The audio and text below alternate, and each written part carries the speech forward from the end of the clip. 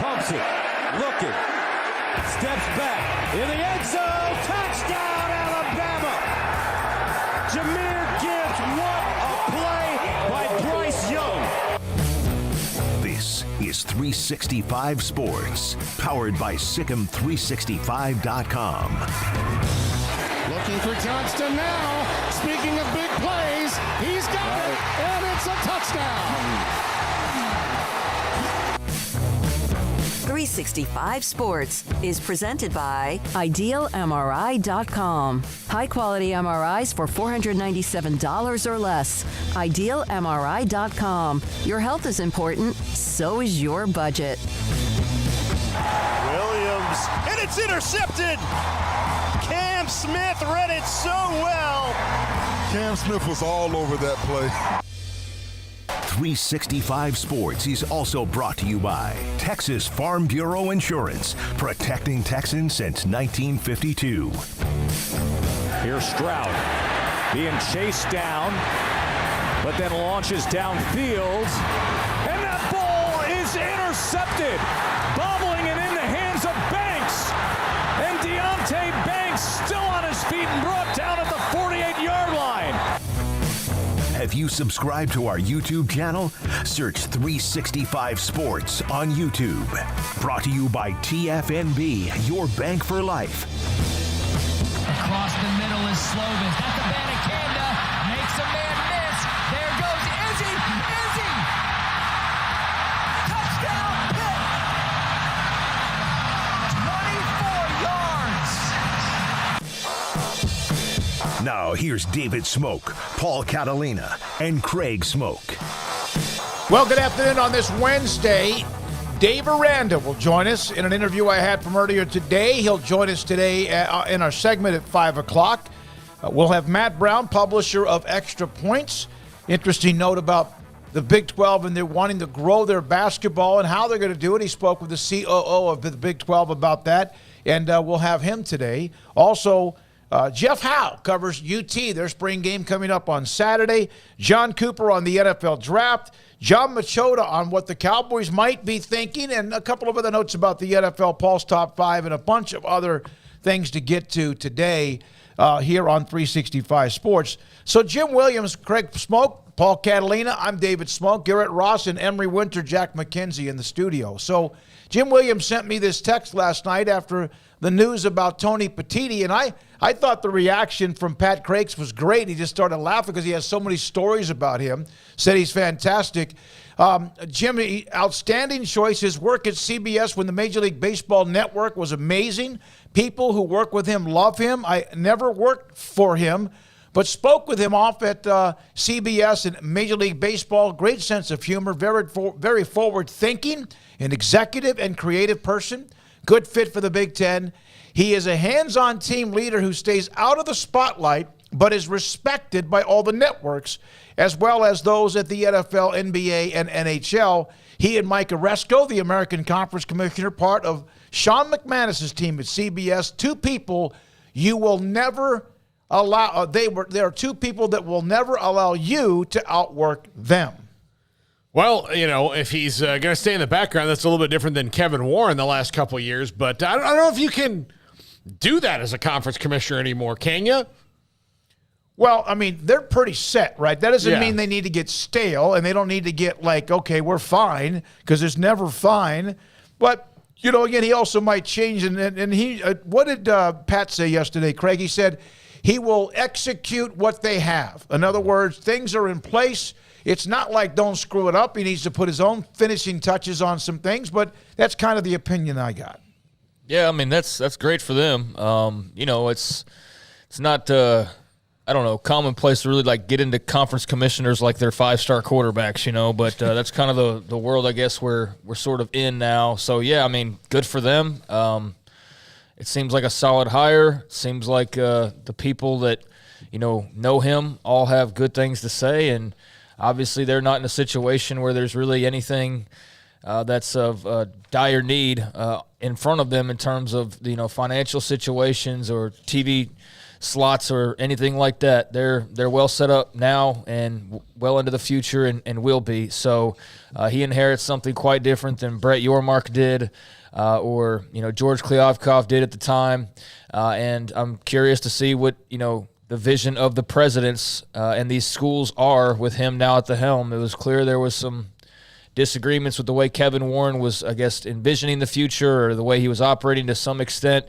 Not a lot of shed tears when he decided to leave, but he accomplished some huge landscape shifting things in his short tenure, and I don't know that we should expect the same this go around, but we are in uncharted territory, so I'm sure some history will be made by him as well. But yeah, I mean, so far so good as far as the name of the hire goes, and like I said, we'll see what happens. All right, so there's that. Texas Tech's Robert Jennings, who had entered the transfer portal. In fact, as early or recently as April the 3rd or 5th, gave his top 5 options. Grant McCaslin, of course, has been hired since then, and he now decides he's going to return to play at Texas Tech, so they keep one of theirs. And, of course, one of the things now is you have to re-recruit your own roster and then also try to add to it when you can. All right, now you know about NIL, but also NIL for international students. Pete Nakos, our good friend from On3.com, had this story. Sonogo from UConn, who was a phenomenal player. There was a video, if you look at the bottom first, a video of an ad shot for his endorsement deal with Sunoco. It appears the UConn forward is on a tropical location. Sonogo filmed this ad in the Bahamas. College athletes on student visas aren't allowed to work in the U.S. In order to participate in the NIL, they perform in the plate and perform the work in places like the Bahamas many times while on team trips or while visiting home. So that's how it's about the only way they can make NIL. And, of course, there's a push to change that as far as NIL for international students. That's not an NCAA thing, is it? It's a government thing. But is that a government thing for the United States or where they're from? From the United States. Okay, all right. Are immigration laws doing something that makes any sense, no matter which way you slice it? No. There's got to be a way to simplify this and get some sort of waiver that comes through the school that says this student is here on a student. Yes, he is here on a student, or he or she are here on a student visa, but they have financial opportunities through NIL, and I guess they'd have to pay taxes on that like anybody and fill that out. The problem is that. Are you going to? It was brought up in the NIL hearing at Congress last week. Are they going to really do anything about that? I mean, it seems like to me, it seems like a more simple issue to fix than most that they could. So, but all right, and I'm not really tied up in a lot of the things that the government does. But why would an international person in on a visa? Why can't they make money? Well, because they're coming here on a student visa, not a work visa. Student visa, okay. There's a so okay. They say they're coming here on a student visa, which usually means that they have a scholarship or something, like all these different things. So they are coming on a student visa, so they don't have to pay taxes. So that's one of the things that they'll do. And then once they're done with that, then they'd have to get a work visa to continue if they wanted to stay here. So yeah, that complicates the issue for sure. Okay, all right. All right, you guys ready to, On3.com listed their top 14 coaches in order in the Big 12. You want to take a stab at it?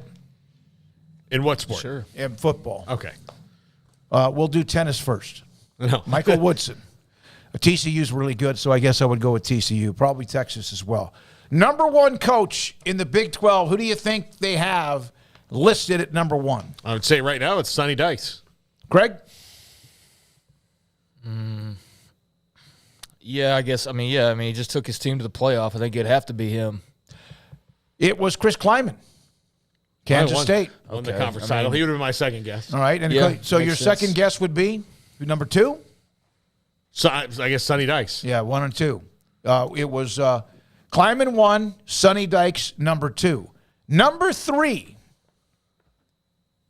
This gets interesting. It's just a guess. Sark. Not even close. Okay. He's well down the list, I'll tell you that. So is Dave Aranda about midway through. Matt Campbell. Yeah, Campbell, I'll give you that. Campbell's not it. It's not him. Campbell is number 7.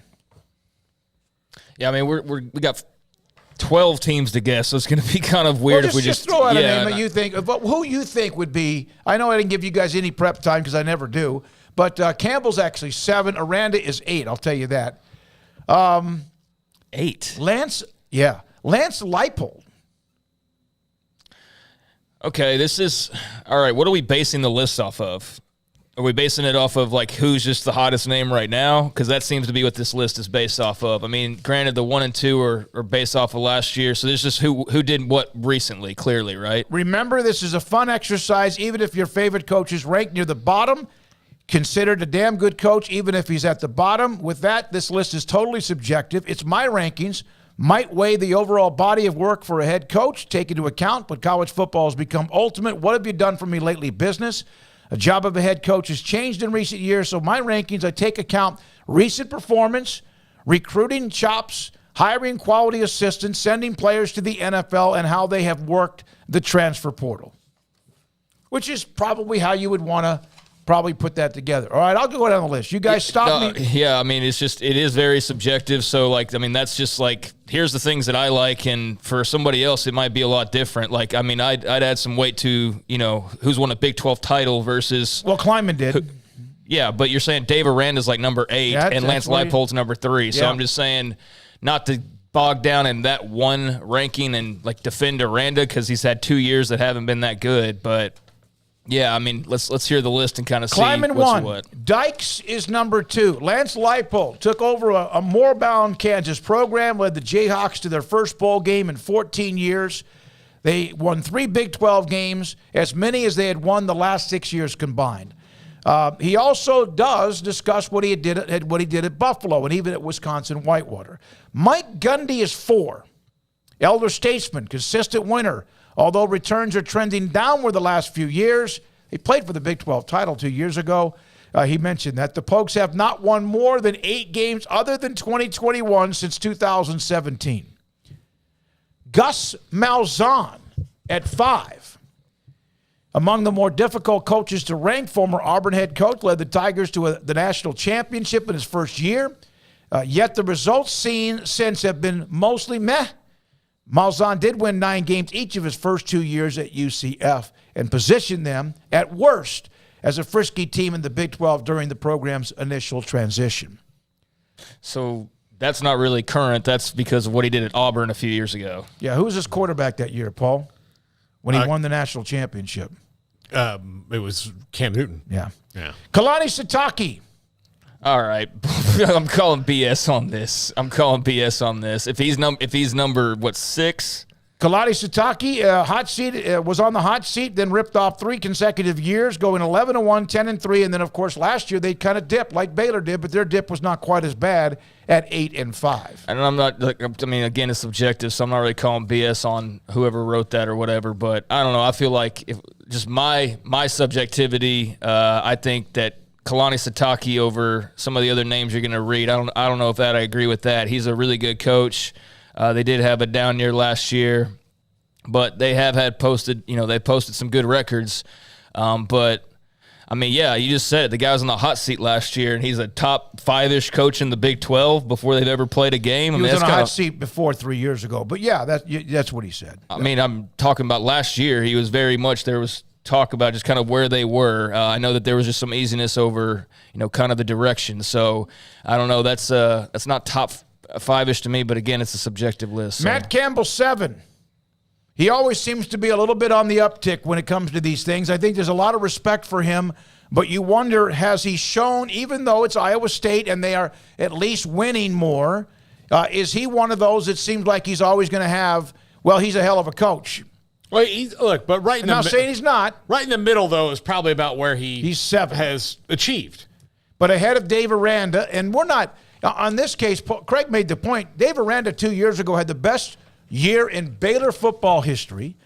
His first year, 2-7, was terrible. Last year was disappointing, 6-7. But I would still think he's probably a tick or two ahead of a couple of the names we mentioned there. They've had – it's weird. His first 3 years, they've had a terrible season, the best season in school history, and a very mediocre season. And if you look at the history of Baylor, for the most part, save the short stretch of Briles, that is kind of what they've been. Yeah, they get – Briles had the run from 2010 when they became bowl eligible first time in almost 2 decades and had a really good thing going until, of course, it all fell apart. When he was fired in 2016, that team made the bowl game, beat Boise State. All right, we go down the list. Joey McGuire, number 9. There's just the 1 year to look at. They had an 8-5 run. They finished very, very well. Year 1 was obviously on the uptick, the way they ended, and also the expectations, which you have to meet them. But the expectations, I think, might even be a little bit higher than most people would realize, but they are. They're there. People think they're going to compete for a Big 12 title. That's okay. He's at number 9. So did we just? So let me double check on these. We got K-State, TCU, KU, OSU, UCF, BYU, ISU, and Tech. Is that the direction? ISU, Baylor. Okay, and Texas Tech. I was about to say, if they had McGuire over Aranda too, I was going to be like, come on, man. Like, I mean, really? I mean, I understand. Especially since Aranda beat him straight up 42-17. Exactly. That's the reason why. Yeah. Like, if he had gone and won that game last year, then sure, put McGuire in front of him. But the fact that they went to Lubbock and won that game pretty convincingly, even though it got close there at the end, like, I was going to say, like, yeah, I have to put my foot down there. But no, okay. Yeah, that's fine. And I, agree to that to whatever extent we're rolling along with this. So, yeah, okay. Mike Bean, would Aranda take Kansas from where they were to a 6-win team? That has to be considered. Fair. Yeah, it's a fair question. And maybe he would. We don't know. That's a hypothetical, but also a legitimate question. And would Lance Leipold take what Baylor was after Matt Rule, go from a 2-7 or what they were, a Sugar Bowl team, and then get him 2 years later to the best team in the history of the program, which in Kansas' I guess, history would be what Mark Mangino did back in the mid-2000s. I'm with you on that, and that's a fair point. That's why, again, this is so subjective. But I also think that, what if needs to come into play, but actual what have you done needs to come into play as well. So that's why I think that year 2 for Aranda weighs so heavy. Now, you can slice through that and say, well, he was playing with somebody else's players, or he had this, or he did that, or whatever. That's fair. I mean, but bottom line is the guy did go and win 12 games and a Big 12 title and a Sugar Bowl title, and so however you want to dissect that still happened. That was real results. But yeah, I mean, he's left the door open because of what happened last year, what happened 2 years before that to be in a very subjective list. So yeah, I mean, that's if you want to put Leipold over Aranda, that's fine. But that's what I was saying. Like when we started getting to like McGuire, I'm like, all right, come on, like how many? You got to at some point like results do have to matter. But McGuire's first year is very good, and like you said, he's expected to have an even bigger year too. So, I mean, there could be a very clear and non-argument for him to be way higher next year, McGuire's 9. Who's number 10? Steve Sarkisian. Terrific play caller, schemer, developer of quarterbacks, consistently underwhelmed as a head coach. Despite stops at Washington, USC, and Texas, he has just one single 9-win season in his 9 years as head coach. He can recruit like a son of a gun, too. We've seen that. I mean, he was a major part of what they did, bringing in Quinn Ewers, but also elitely important when it comes to the Arch Manning recruitment. He's at number 10. Brent Venables, 11. 1 year, bad start. Not one of the years that Oklahoma has seen in a long, long time. I think there was 1 year with Stoops where they kind of got beat up a little bit, 8-5 or whatever. What you think about, though, with Oklahoma was they were just embarrassed by Texas 49-0. Okay, here's where it gets me, because the next one on the list, I can see it now, is Dana Holgorsen. And even if he wasn't, he would still, we haven't said his name yet. If you're going to put Malzahn and Leipold over certain guys who've won in the conference, then I do think, and I'm not trying to knock Brent Venables, but Dana Holgorsen's been way more successful than Brent Venables. Well, he had a heck of a run for a while at West Virginia, right? Yeah, and he had it, And that's why, like, I mean, all lists like this, that's why you can It's look just at a them. list, though. Yeah, you're right. Well, that's what I'm trying to say is that you can look at them a million different ways. And so, yeah, I mean, again, it's entirely subjective, but yeah, it's kind of double talking at the same time of history matters until it doesn't for this spot, and then what you've done over the long haul doesn't matter until it does for this spot. So that's kind of where it gets a little wonky, but yeah. Wet blanket, when the rest win more than 2 January 6, is it January 6, more than 2 January bowl games, they can, I don't know, it doesn't, when the rest win more than 2 Jan 6 games, then they can be on top. I'm not sure exactly. You're trying to say like New Year's games? I'm not sure. When they win some like big bowl games, I guess is what they're New trying Year's to say. Day bowl games or whatever. New Year's 6 games is what I think he's trying to say. Okay. Scott Satterfield, first year at Cincinnati, was at Louisville, went 7-5. Yeah, that's about right. To be determined? Yeah. Okay. I mean, like, I really do think that the bottom 3 need to be Venables, Satterfield, and Neil Brown. I think that's, they all have to prove it. And look, I know Venables is in the bottom 4, but I do think that the author here really shorted Dana Holgorsen some success here. Neil Brown, 14, 3 losing seasons in 4 years in Morgantown. Keenly aware that the 2023 season is we need to win year for the Mountaineers. Some thought it was last year. But new AD, who came in from North Texas, is there. I think it's fair for him to be able to watch, monitor, see what Neil Brown does, and then make decisions as the season goes on and perhaps afterwards. And you hope for Neil Brown everything does turn around. So we'll see if that is effective of what is the future with Neil Brown. But they got to win again. They do. West Virginia fans on this site are tired of it. They're fed up with it, and we hear from them all the time. All right, so it's just so if we were to do this together, who would you say then? You both said Sonny Dykes, and then would you say not Leipold, but Kleiman 1 and 2 with Dykes and Kleiman? I might flip them, but I understand that Kleiman beat them, so I get that, but I mean, TCU also won the first game, right? So they went 1-1. K-State won the Big 12 title, so if you want to put Kleiman there, that's cool. But I think going and winning a playoff game is a pretty big deal, which is what Sonny Dykes and the Frogs pulled off. Unfortunately for them, I think that, that lasting memory for a lot of people who don't pay particularly close attention is them getting blown out. So that Michigan win kind of just gets almost forgotten about. Almost if you're a TCU fan, you have to interject and be like, no, remember? We did win that big game right before that, and that's why we even played in the game against Georgia.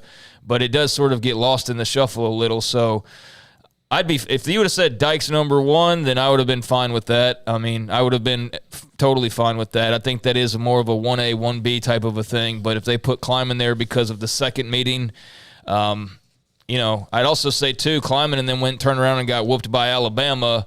TCU at least went and beat Michigan in the bowl season. So, that one, again, you could dissect any way you want to. I don't think there's really a wrong answer, and it's pretty close. Now, a couple of other things. Again, this is from Jesse Simonton. It's objective. It's from on3.com. I like list, and we just thought I did bring this one up a little bit. From Wet Blanket, Leipold getting blown out in the Sugar was awesome. Kleiman got It was Kleiman. It was Kleiman, right? Yeah. Yeah, K-State played in the Sugar Bowl. Yeah, so that was Kleiman, and it was Alabama. See, it's one of the things when you're TCU or you're Kansas State or you're Baylor or whoever you are, if you get to a point where you're 10, 11, 12 wins and you get to a big bowl game and you get smoked, and Georgia hammered Baylor, it wasn't like completely out of hand, but they were the best team on that night. No, they were the best team. But you are thought of sometimes about what you have just, like the last game. But if you're Ohio State or you're Michigan, this part of that, that country club, or Alabama or someone like that, and you get thumped in the last game, yeah, but they were 12-1. It's kind of, that's the way it is. And I think TCU is going to be remembered along with Kleiman for how good they were, especially TCU playing for the national title. But yeah, giving up 65 or whatever it was will not go away anytime soon. Yeah, I mean, Gundy at 4. Is that based on longevity? Yeah, no, the most consistent. Yeah, I'll read kind of a little bit. But then Holgerson's nearly dead last. So that that's where, that's again where kind of like this matters here, but it doesn't matter here. And so that's why it's a little bit confusing. Holgorsen probably has some of it to do with the fact he was not a part of the conference for a little bit, but they brought up the past with but Kleiman Malzahn and Satake are above Matt Campbell and Dave Aranda. And I get it. Yep. So, I mean, that's the whole point was to get us to argue over this. So mission accomplished. But yeah, like I don't know how you give Gundy that much weight and then you give all that bad weight to Dana Holgorsen. And I know it's not, apples to apples necessarily, but yeah, I mean, something should be said for tenure for both if that's going to matter to that extent. And yeah, I mean, Gundy was in a Big 12 title game just a couple years ago. And, they were just kind of there last year. Wasn't a banner season by any means. A lot of, exits, a lot of turnovers. So like the end could not come soon enough. Right. So yeah. Okay. So that's given some credence to the road so far, and that's fair when it comes to Mike Gundy. He's had a long and pretty successful career, so I can understand that to an extent. Wet blanket probably based on having a top 10 winning program the last decade of Oklahoma State compared to all the other programs, even though it has been a little bit sporadic, especially last year. Disappointing year last year for Baylor, disappointing year last year, really in the end for Oklahoma State, especially when they went into Waco in that rematch of the Big 12 title game and won, and yet they just kind of started to slip after that. Cuz's Corner, thanks for being a part of it. One thing about Georgia, they had been there before, TCU hadn't. Add that to the fact that Georgia was just a great team and winning 2 in a row and validating that. And then now probably one of the favorite top 4 or 5 teams in the country entering what no one has ever done in amazing football college history, winning 3 straight national titles. It's amazing to think that the difference between what Georgia became, I mean, it's not the only one. I'm not selling anybody else short, but they had the team that played Baylor and beat them in the Sugar Bowl was really fantastic, right? Yep. But the biggest difference between them and the teams that have won the last couple was Stetson Bennett. Honestly, like consistency at the quarterback position where they were getting like really plus level play out of it, where they had been on and look, you can win. Look, Nick Saban won a bunch of national championships with guys like Brody Croyle and A.J. McCarron. That's Greg what they were McElroy. doing. Yeah, like they were doing Jacob Coker. They were doing it that way. So here, Georgia was doing it, but what took them over the top was, the gumption of Stetson Bennett. Yeah, they rallied around him, and which is what you want, what you want your team to do with a quarterback, and he just seemed to be. He was better than anyone ever thought he was going to be, including Georgia. And it's probably the same thing with the chip on his shoulder of what people might think about him as an NFL prospect. It might not work out. Who knows? Blake 50785, Craig and Paul. Bennett had been in the program like some 7 years. He came in the same year as Jake Fromm. Yeah. But you know what? The resiliency, he did not leave. He probably had thoughts about it, and it ended up great for him. It's like you can win a state championship in high school with just one of those guys. It's just a baller at quarterback. He doesn't have to be elite 4 or 5 star. Doesn't have to be someone who's going to be elite 11 quarterback. You can do that, and you can do that in college too. But Bennett, man, he has something that Georgia's never had before. Back-to-back national titles in their first since back in the days of Herschel Walker. I got a DM on Twitter. It's the one I gave you, Garrett, about College Football Plus is the name of the Twitter handle. In your opinion, do you think the Big East would have survived if they had actually added TCU and UCF, or would they have eventually been rated or get rated by the Big Ten and later perhaps the ACC? Well, I don't know that the Big East problem was just in their adding. I mean, it was in their overall choice of direction of what they were doing as a conference. Look, they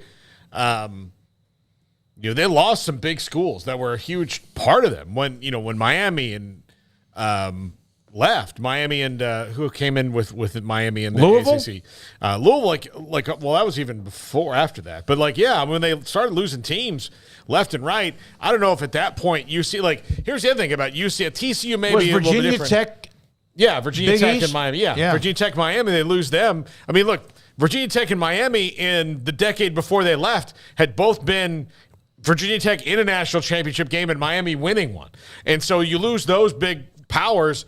adding UCF and TCU, especially at that time, would have been not great. And TCU, when the Big 12 added them, had just come off a fantastic run. They were ready to go. UCF, when that happened, was not where they are right now. They were not in a point to be a Power 5 conference, or I guess then a Power 6 conference with the Big East. So I don't really know, had they done that at that time, if those two schools were ready to elevate their level like TCU was when they joined the Big 12 finally, and UCF is now when they're joining the Big 12, because UCF, after all that happened, has made a concerted effort to make sure that they were operating as a Power 5 school while playing outside of it, and they weren't at that time. So that was a whirlwind of time. The Big 12 was in flux, and then TCU decides to accept the Big East, and then they eventually said, no, we're going to go and join the Big 12 because it was available when it wasn't when they joined the Big East. I want to go back to that coaches thing for 1 second. Why is Venables above Holgerson? Yeah, that's what I was talking about. Yeah, especially that one. I'm going to just keep looking at it. I'm not trying to dwell on it, but that one to me is pretty glaring when you talk about the checks and balances of this matters, this doesn't matter, this matters more.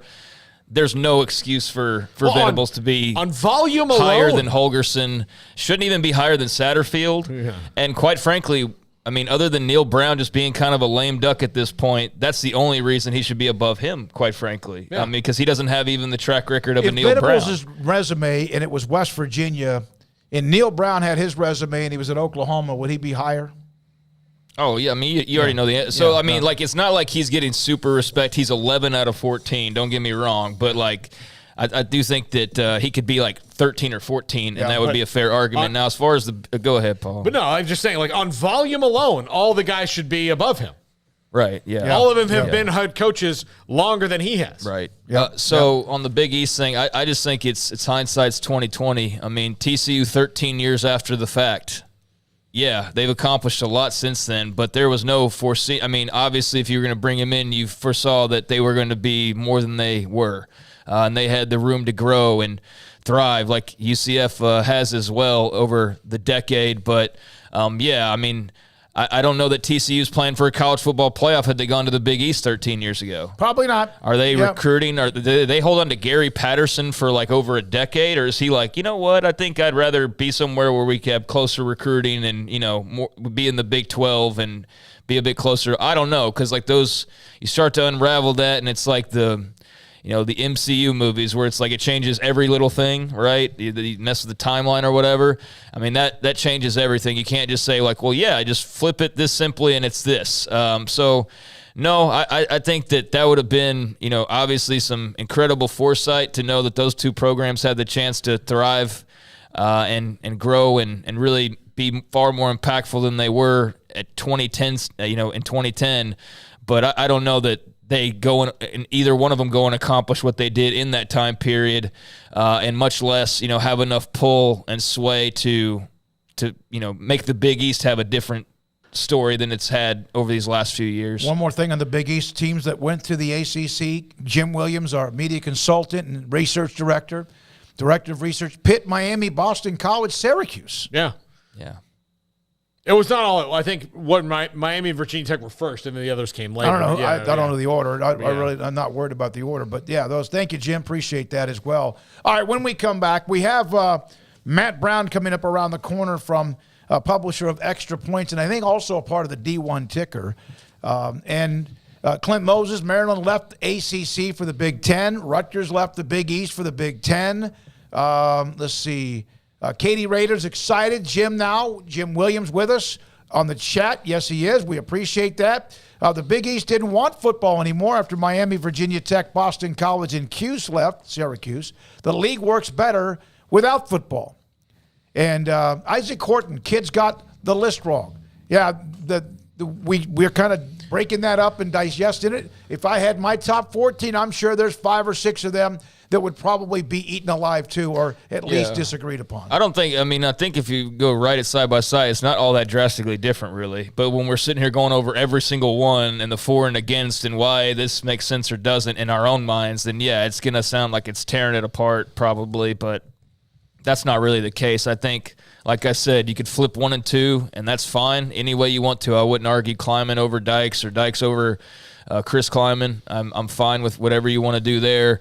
But I do think just the one that sticks out is the Venables Holgerson and like what weights more and matters as far as the results and the history and all those types of things. So I think, maybe Dana got a little bit of disrespect, but overall, not that big of a deal. And, interesting list, and appreciate him making that so we had something to discuss here for a few minutes. Dave Aranda was probably listed at the very bottom of the Big 12 the first year, 2020, after the 2020 season, probably after 2021. Or 2021. He might have been at the very top. He was in the Chris Kleiman, Sonny Dykes spot is where he was. He was number 1 or 2 or 3 or somewhere like that. But now he's dropped back. I don't know still, how far back I would have him over like Kalani Sitake, for example. I think that's probably pretty even. But hey, if you want to give track record and things like that, again, so kind of depends on how you want to view it.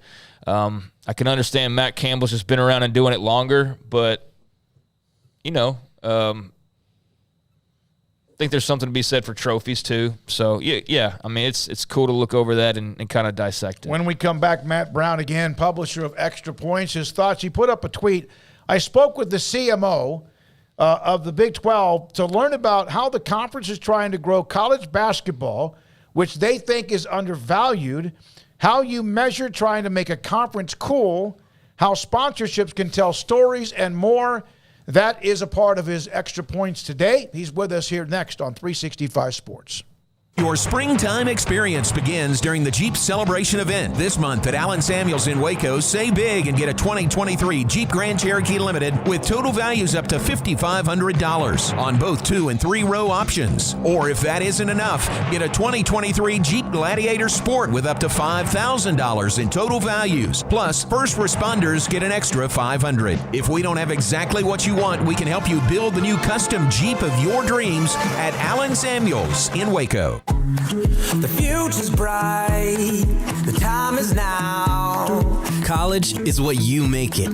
It's a late night pizza run and all-nighters coding a new project. It's having big dreams and making them a reality. It's a professor who knows your name and your story. It's preparation for your future, your calling, your life. And at Baylor, it's even more. Baylor, where lights shine bright. Aaron Duvall, owner, Texas Beef House. Why did you get into this business? We kind of were born into it, and it's been for several generations. Our family's been in the beef business, the ranching business, and we've specifically got into the beef business back in about 2015 when me and my son decided to form Texas Beef House and sell directly to the public. Aaron, everyone knows about Wagyu and how elite that is when it comes to beef. What separates you from anyone else that may do this in this type profession? We selected out Wagyu mainly because it's such a quality beef, and it's consistent. Some beef, some breeds, you may have a good animal every now and then, but Wagyu produces really consistently good beef every time. Where is the best beef in Texas? Your house. When you order from Texas Beef House, unleash the flavor of Texas raised Wagyu. From our pasture to your plate, TexasBeefHouse.com. How did Edward Jones become one of the biggest financial service companies in the world? By not acting that way. Financial strategies, one-on-one advice, it's a big difference. And that's why Brad Wilson, your Edward Jones financial advisor, makes sense of investing. Experience the difference for yourself. Brad Wilson, 250 Sharon Drive in Woodway, 254-776-4337. Edward Jones, member SIPC. There are 26 letters in the alphabet, over 600,000 words in the dictionary, and just 3 of them said together can change everything. Let's order pizza. Those 3 words lead to dough made from scratch and 3 fresh signature cheeses that blanket golden crust in a heavenly melt on Marco's Pizza that'll blow your mind. So visit Marcos.com to order and stop by Marco's Pizza in Belmead, China Spring, Woodway, and in Robinson. Marco's. Pizza lovers get it.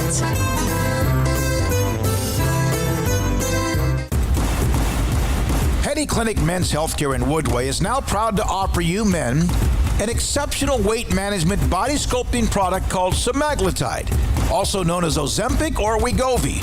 Semaglutide is an FDA-approved weight management medication once-a-week injections of this powerful medication offers an average body fat weight loss of 20% within the first year of treatment. In addition to body sculpting, semaglutide also normalizes blood sugars and has the clinical research proof of reducing blood pressure, cholesterol, stroke, and heart attack risk. If you're like most men and you have stubborn fat that will just not respond to typical diets and exercise, then help is finally here. Semaglutide, affordable, highly effective. Google search Petty Clinic Waco and reach out to the Petty Clinic team today for a free consultation with Dr. Petty to see if semaglutide is right for you. Go to pettycliniclowt.com. This is 365 Sports. The 3 o'clock hour is sponsored by Waco Custom Marketplace. Meats, sweets, Texas treats, and a cut above the rest. 425 Lake Air Drive, Waco. Matt Brown, extra points. Saw this. It just kind of came through my Twitter timeline, and I said, wait a minute, this is interesting. Matt, and his extra points, in fact, it was published earlier today. I talked to the Big 12's new CMO, trying to understand what they're trying to do to grow basketball value, nationalize their brand, and tell me stories via sponsorships. And he joins us, Paul Catalina, Craig Smoak, and David Smoak on 365 Sports. Matt, when you first saw all that and some of the things they were doing or what they were trying to push, did you kind of like, okay, how really valuable is this? Yeah, I think that would be a charitable way of putting it. I'll be honest. The first time I saw a couple of the events that the Big 12 was trying to partner with their basketball tournaments and some of these partnerships with streetwear brands or doing events in New York, I rolled my eyes and I kind of joked about this with some of my colleagues. And I know I wasn't the only national reporter to think that, because how would doing a deal with the T-shirt company meaningfully change your top line revenue or change any of your recruiting? And it wasn't until I really kind of got into the weeds and understood really what they're trying to do, big picture, that I think it makes more sense to me now. So how do they get money where there hasn't been money before?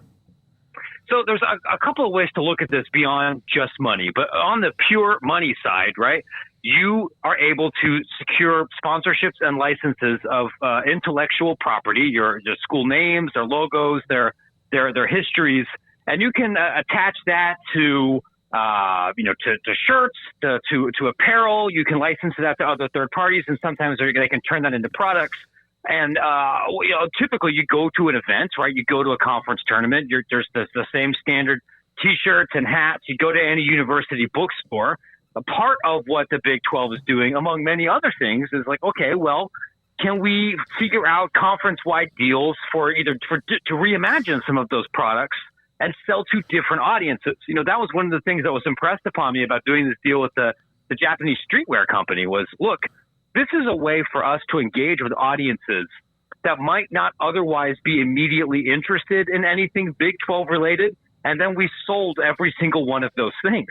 I think an example, and you can make fun of a lot of the things that Larry Scott did with the Pac-12, but one thing that I actually think made some sense was trying to be very aggressive in pushing the university's brands in China to the point where UCLA wasn't just an athletic brand for many high-end Chinese consumers. Like, that became a lifestyle brand. People bought UCLA shirts because, like somebody else might wear Calvin Klein. That meant something. I'm not saying that we have to go turn, the Baylor Bears into an international fashion icon. That might be a little bit tricky. But if you're operating without a ton of natural advantages, it makes sense to take some risks and try to go find money in couch cushions where maybe not everybody has to look.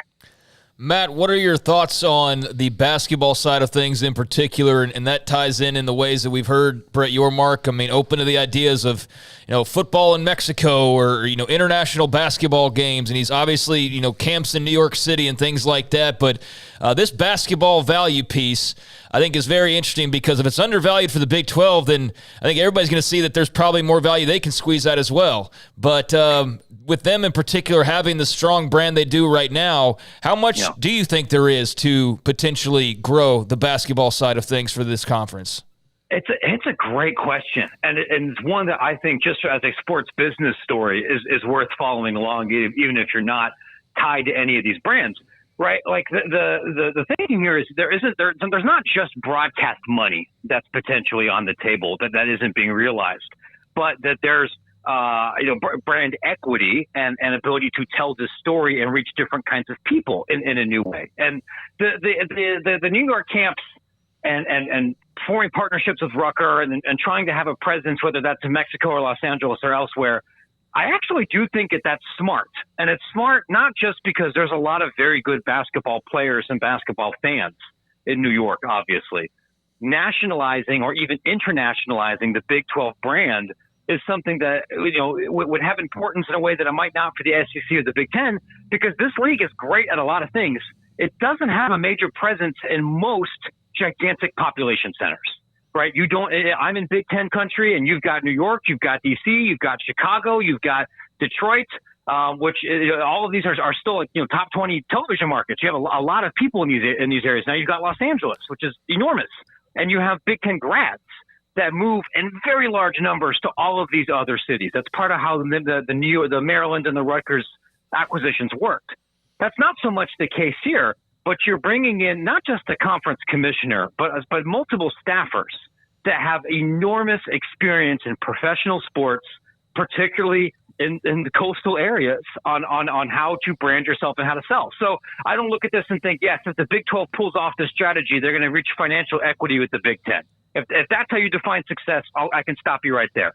Is this a way that could bring in millions more dollars and also help recruit and help these universities tell their story in a way that they weren't able to do before, and in a way that helps them on the court?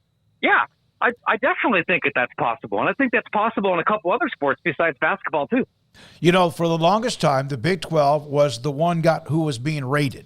Now, the Big East did at one point, but the Big 12, we know they've had the Nebraska, Colorado, the A&M, Missouri, and then eventually Texas and Oklahoma, and they were stuck in the mud. They really were. They were like in that old chair that your grandmother sat in for many, many years. They just were always there. Do you see what he's doing, your Mark, and the conference, as you're talking about getting younger or whatever, who you're trying to reach, but is it almost like just the energy is just pounding through their veins as far as the conference? There's definitely a different energy from the conference office, and some of that I think is especially noticeable from the outside, given what you're comparing it to, right? You could say a lot of things about the Pac-12, some of them good, some of them not as good, but that's not a league that is out there trying to publicly sell, to stand on their head like the Big 12 is doing right now. The Big 10, they just got a commissioner like a day and a half ago. It's not even like official yet. The guy doesn't start until mid-May. But they're not standing on their head the same way. And part of that is because they don't really need to, because they've got 150 years of inertia and brand equity. So other people will do that for you. If you aren't the Big Ten, if you aren't the SEC, and if you're not to some level the Ivy League, or maybe one or two other examples, nobody's going to sell your stuff for you. So if you decide that that's something that's important to you, you have to do it. And for good or for ill, the Big 12 has done, I think, a very effective job over the last year, coming out in public saying, this is our vision. This is what we want to be. We have an opportunity here to tell a new story about ourselves. And we're going to try a bunch of different things. We're going to try those things in public, and some of them will work and some of them won't. But that is a very professional sports oriented mindset that hasn't always been the case in college athletics. I mentioned this in the piece, and I forgive me if I'm not quoting the exact story. I saw your Mark said, I want to say a couple of days ago, it might have been SBJ, about, hey, look, one of the things that is attractive about coming to college athletics after working in professional sports for a long time is it's not as mature of a market. So you can make an impact and make a difference much faster. And that is true. Like, this is a business, but it's not a business in exactly the same way the NFL or the NBA is a business. And if you want to run your marketing and your licensing and your legal teams that way, you can make a pretty big splash pretty quickly. So we've got a lot of commissioner news in the last 24 hours. One, Tony Petitti is now taking over the Big Ten, like you said, in mid-May. And Jim Phillips is staying at the ACC for 3 more years. Jim Phillips and Greg Sankey are now the only ones that are not from another walk of life, although Greg Sankey is kind of his own animal. Why the ACC, who probably needs to branch out and do some of these things to, like the Big 12 is doing, to make more revenue, to make their big dogs happy, why would they stick with Jim Phillips? Well, Jim hasn't been there for that long. I don't think it would be necessarily fair to say that Jim's been successful or not. Unlike these guys, these other leagues, like he's not in a position to negotiate a new television deal. Like ESPN is the entity that holds those cards. And, he's also somebody that, unlike a lot of these other folks, has been working in college athletics for a long time. ADs and university presidents are comfortable with him. I don't know if you guys have had a chance to talk to him. Like I've gotten to know him a little bit. He's a very easy person to get along with. They're all different skill sets, right? I think back about the Kevin Warren era within the Big Ten and what the Warren was able to do with a beefed up comm staff and a beefed up legal staff and able to do with their new television deal. That was a big win. But boy, I think handling COVID would have been much easier had he had a little bit more college sports experience or higher education experience. And that ended up being a really big black eye for the Big Ten. I don't know if we can necessarily say that the Pac-12 made a perfect hire. They went and they got a TV guy, a media guy. I don't know if that would have necessarily been better or worse than somebody from within the industry. I think it's definitely notable that that all of these other leagues, particularly anybody that seems to work with Turnkey right now, because Turnkey is also the firm that brought in Charlie Baker to head the NCAA, not a college sports guy. But they seem to think that is a more important leadership skill. But I don't think I could sit here and say that the ACC has made a mistake by not doing that. The G5 and the FCS leagues that are hiring new commissioners, they're generally hiring from within college athletics right now. Is it because of all the money involved now, knowing and having people with a lot of experience that have been a part of TV in some ways or professional leagues? I mean, that's definitely a major part of it, because if you're a Power 5 school right now, typically your broadcast television agreement is bringing in the most amount of money compared to any other revenue line. Your MMR deal is important. Your Coke and Pepsi deal are important. Your selling tickets are important. But, it's a $50, $60 million television check. And that's what shapes who's going to be in your conference. It shapes when you play. It shapes your television schedule. And so certainly having people that are familiar with that world are very important. If you're in the Missouri Valley or if you're in the Southland Conference, God bless those guys. Your finances are different. Your stakeholders are different. Your ESPN Plus rep is not the most important person in your life, at least as far as your budget is concerned. Maybe you don't need that experience as much as you need other things. Yeah, it's fun, Matt. Thank you very much. I think a lot of people just thought they were throwing spaghetti noodles against the refrigerator to see which ones were going to stick, but a lot of them are. They really are. And the Big 12 does seem to have momentum and adrenaline and all of everything else in between. We appreciate your time. Thank you so much. Of course. Take care, fellas. Thanks for having me. Matt Brown, Extra Points, right there on Twitter at the Matt Brown in his Twitter feed. His conversation with Tyrell Kirkham was very good, and it's up on, in fact, it's Tyrell Kirkham's on Twitter, but it was also put up by Collegiate Sports Connect in an interview he did with Matt on his Twitter feed at Matt Brown, EP for Extra Points. All right, 3:52 at 4 o'clock today, John Cooper, Our Lad's Guide to the NFL Draft. There's one interesting note about, we've just went through a time change recently, and the Texas House has voted to permanently stay on daylight saving time. And Greg Abbott, the governor, I strongly support this. There's a lot of different reactions, people who do or people who don't, and why they don't, whatever else. I've always wondered, I know that used to be, is it always true about the farms and coal? I know I said it used to be, but why would we not just keep the time the way it is? Because now it's become reasons. Like, they just don't do it.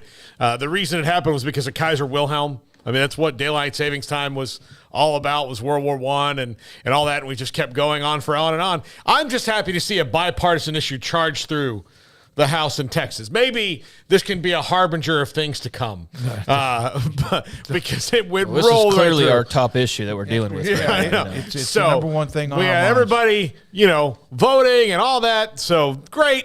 Let's see the Senate get it done. So would it be what we are now? The time? Yes, I believe so. So it'd be lighter, longer, and a little bit darker, depending on your time and when you get going in the morning. I mean, that sounds good, but I don't know, considering how hot it gets around here and that extra hour of daylight for a large portion of the year, I don't know how fun that's going to be, but it's still hot regardless once the sun goes down, so I don't know how much it matters. But yeah, our days are a little brighter and hotter, so that would be interesting if that makes any difference whatsoever. But I don't know. I'm cool with it being lighter, longer, and if that's the change that they make, I know he's got to get approval to actually follow through with this, so we'll see what happens. But yeah, it's interesting. I would rather have it the way it is now, but you just kind of get used to it. Half the time when that rolls around, I have to be reminded by something I see on the Twitter timeline or something that pops up on my screen, whatever.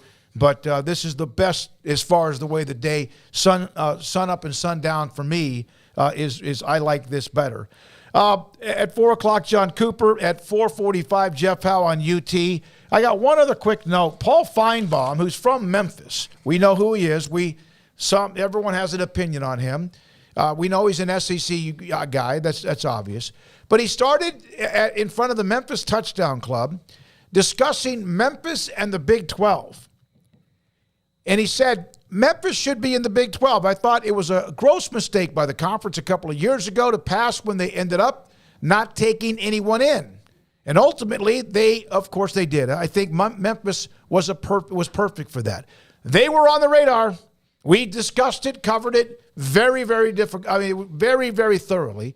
It just didn't work out. He said the University of Memphis is too big not to be elevated to where Houston is and to where other schools are. I think it's a real dilemma. The facilities here are good enough. The demographic here is big enough. The school has tradition and has support and deserves to be in a better league.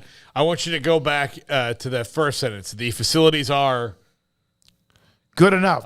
They're renovating, of course. Yeah, they are, but that's part of the problem. Yeah, exactly. And also, let's not forget, he's talking to the Memphis Touchdown Club. I get it. Pandering to the audience a little bit here. No, there's no question he was. He said that to them on April, whatever that was, of 2023. And back in November of 2022, he was on Memphis radio, so less than a year ago, using words like tragic when thinking about how he was rooting for Memphis State growing up, finds the current direction to be disturbing. I was so proud and excited, like a lot of listeners over the last 5-6 years, to see quarterbacks come through there, really great football coaches, and this is dreary and depressing. Called the state of the program embarrassing. How a program like that, however they say it, has to admit we don't really want the guy as our head coach, but we don't have the money to fire him. The worst message you can give. Your job as an AD and as president is to find money to support your program, not to wave a white flag. Talking about, the whole situation with Silverfield and the buyout and all of that. I mean, so he's disgusting, talking embarrassing. Out of both sides of his mouth. Yeah, he basically laid out the reasons why they're not. Is just dysfunctional, leadership and not taking advantage of the windows of opportunity that they had. I think every Memphis fan, they were as feverish as anybody for a Big 12 invite and wondering why. We had a Memphis guy, I forget his name, was a radio guy. He's like, I'm not hearing anything. And we're sitting here telling him, well, the Big 12 is at least looking. And, I don't know what that all ultimately resulted in, but Paul Feinbaum himself knows why. He was just talking about it back in November. That's why they're not in the Big 12. So I do think he's speaking to the audience that he's speaking to. I do think maybe that despite that, maybe he's thinking of it at their very best. They would be great contributors to the conference. But, he's also admitted in less than a year's time that they're not operating at their best and there is dysfunction and it is embarrassing or disgusting, to use his own words. So that's the big part of the reason why they're not in the Big 12, or at least to some extent. The transition at the administration level did not help. We reported this back in the fall of 2021 that they were at least among those being looked at. It did not work out. I think the Big 12 is where I would aim my sights. I'm not coming in here and telling folks they haven't worked hard, but double the effort, make it happen this time, because I think it's a rare moment in history when change can be enacted. So that was an interesting, glad you found that. Arkansas's Anthony Black from Duncanville High School, in Dallas, who won the state championship his senior year. That was never validated by the UIL. Played at Arkansas last year, has entered the NBA draft. John Cooper, our lad's guide to the NFL draft. He's next on 365 Sports. PettyClinicLowT.com. Dr. Kent Petty can help you become the high-performance man you want to be, need to be, used to be. What does all that mean? As men get older, 1 out of every 4 men have symptomatic issues of low testosterone. It happens. Father Time. A lot of things change in your body. One of them is your testosterone levels can drop. You might be 3 out of 4, pretty fortunate. But if you feel like you're 1 out of every 4 because your sleep habits are not the same, your energy level's not the same, your sex drive is not the same, 1, 2, or all 3 of them, Dr. Kent Petty can help you out. Go to his website, PettyClinicLowT.com, contact them, email or phone number, and tell them that I sent you. And they'll find out if it's your testosterone. They'll set you up, take care of everything you need when it comes to getting your blood work. Dr. Petty gets the results. If your testosterone levels are too low or level is too low, he could put you in a program to increase your testosterone level so you can become the high-performance man you want to be, need to be, used to be. It works at PettyClinicLowT.com. Pizza, burgers, and Bears football. There's no place around Waco that serves them all other than Bubba's 33. Come show your green and gold and enjoy some of Waco's best food and beverages while watching your favorite team, the Bears. When real Bears fans get hungry, Bubba's 33 is the #1 spot for ice-cold drinks, hand-stretched, stone-baked pizzas, and bacon-infused burgers. Join us for indoor or patio dining. Bubba's 33, Waco's restaurant and proud supporter of Baylor Bears football. Sick 'em, Bears. Cars priced right both day and night. Average your car in Texas. Trucks built for you, red, white, and blue. Average your car in Texas. Cars that zoom with lots of room. Average your car in Texas. Count on us, a dealer to trust. Average your car in Waco, Texas. At Ideal MRI, we feel blessed to be a part of the Waco community. We're a small family business right here in Central Texas, and our goal is to bring down the cost of healthcare while maintaining high quality. At times like this, the cost of healthcare has never been more important, and unfortunately, significant illnesses and injuries still occur. That's why Ideal MRI is open and here to serve you through the difficult time. We offer premium MRIs just like a hospital with state-of-the-art technology and specialists, but you'll pay less.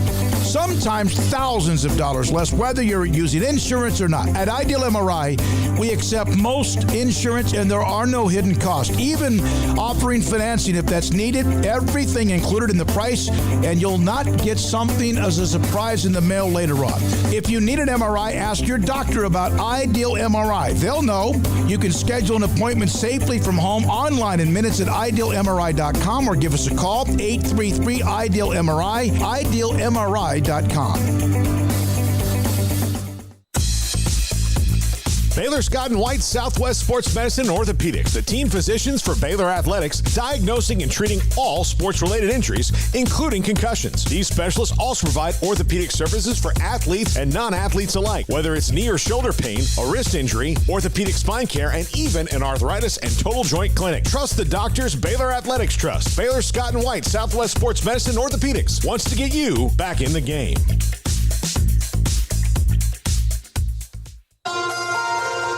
Waco Regional Tennis and Fitness on Lakeshore Drive is premier, elite, life-changing experience where you can change your mind, body, and soul. Waco Regional Tennis and Fitness offers over 40 group exercise classes each week, including boot camp, indoor cycling, and more. If you haven't been there in quite some time, you're missing out on the improvements for our members. New flooring in the weight room and locker rooms, new paint and mirrors added in the weight room and group exercise room, with more new machines arriving over the next few months. New free weights, weight machines, TRX, rowing machines, stationary bikes, new treadmills, new elliptical machines on spacious weight room floor. Personal training with Christy London, Randall Corley, and Alex Botch, where you will be encouraged and motivated to grow. There's sauna, whirlpool, tanning bed, and kids club. The amenities are great. 16 tennis courts plus an 1,100-seat stadium court, 8 pickleball courts, youth and adult tennis and pickleball lessons.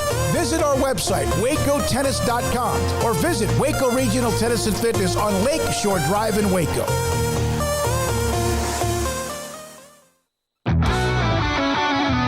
This is 365 Sports. Text us at 254-339-1122. The text line is sponsored by Riverbend Liquor and Wine, with the most extensive variety of craft beer in Waco. A hidden gem on Lakeshore Drive and 19th Street. NFL Draft 2 weeks from tomorrow. We're closing in on that, the end of April. We're now joined by John Cooper, Our Lad's Guide to the NFL Draft. He's been with us on Wednesdays and will take us up to the week of the draft. We appreciate his knowledge and insight. John, thanks for your time again today. So you have been looking at the mid-round, perhaps those who are under the radar or maybe not getting enough love on the offensive end. Let's start with quarterback. Is there anybody on that list? A whole bunch. After the first 5, there's a drop-off for sure, but there's some guys in the mid-round that have what we call redeeming qualities, things that they can do well. The number one guy in that group for me is Aiden O'Connell of Purdue. He's got a strong arm. He goes through read progressions in an NFL-style offense. He's got some holes for sure. He's not the most mobile player in the world. He can escape, but it's not something that, he's going to make a living on. He's a good passer, but he will force the ball. So that's something they're going to have to break him a little bit of that gunslinger. But he's had some great games, and I think he's a guy that, is going to be ready to be a quality backup right off the bat. And that's probably where he's going to be, at least initially. But all you got to do is take a look at Brock Purdy last year and see that sometimes these late round guys end up being, or mid to late round, end up being your guy. And he would be a good one to have on your team in case you need that. There's some other ones too. Stetson Bennett's a proven winner at quarterback. Undersized, underrated. He just makes plays. And so there's a spot for him as a backup on a team. And you can go on down the line. There's a whole bunch of quarterbacks that we could talk about. We could do a whole show on just that position as far as what some of these mid-round guys might bring to the table. Well, John, let me ask you about a couple more because we cover, the Big 12 quite a bit, and there's a couple of teams that are making their way in, but they'll be, breaking in new quarterbacks. That's BYU and Houston. Houston loses Clayton Tune. BYU loses Jaron Hall. Any thoughts on either of those two guys?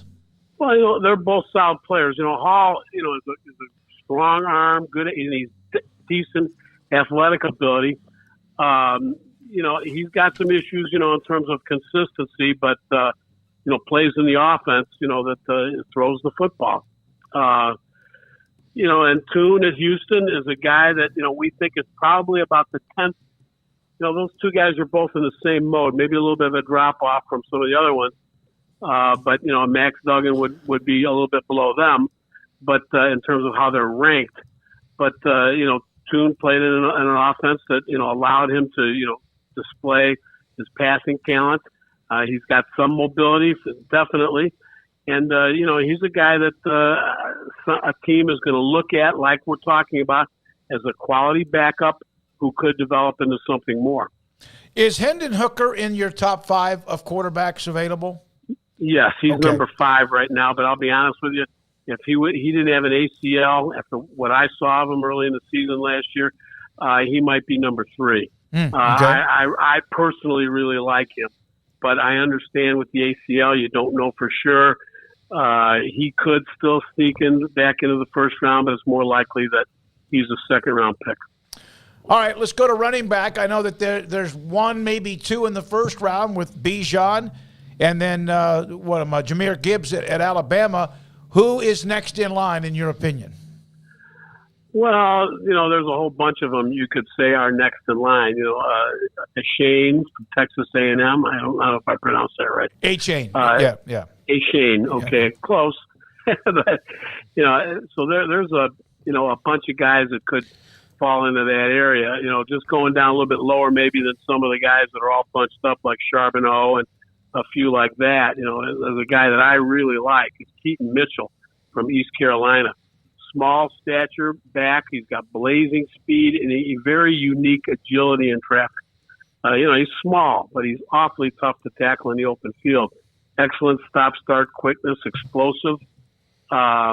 finds that crease. They gave him an awful lot of work at East Carolina, but he's more than a third down back. He can catch the ball out of the backfield for sure, and he's going to make a quality addition to somebody's running back room, in our opinion. Even though he might be a third or fourth round or even later pick, you just don't know how these teams are going to value running backs. And there's an undersized guy that I like too, Deuce Vaughn from Kansas State. He's the shortest player in the draft at 5'5" and 179 pounds, but he's pretty hard to find in traffic as a result. He avoids tackles and makes play out of nothing. And he's a very good receiver with a good catch radius. So those two guys that have been on my mind, this past week is guys I'm very interested to see where they fall in the draft.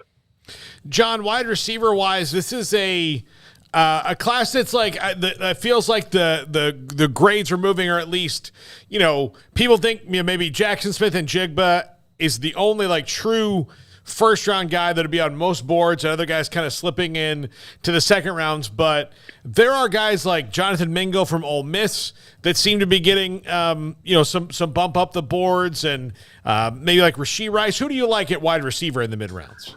Well, what I'd really like to know is where all this comes from.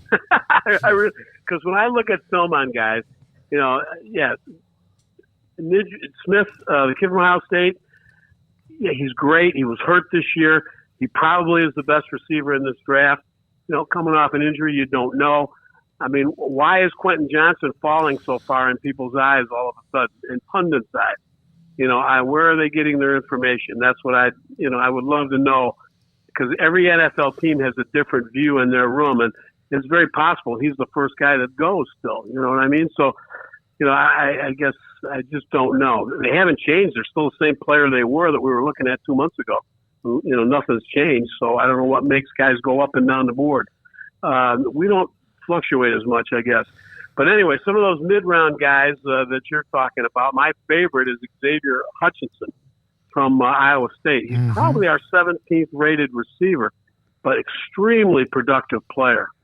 In a year that has not necessarily got a great receiver class, but some depth, he's a guy that has been so productive. You just can't ignore that production. He's got good height.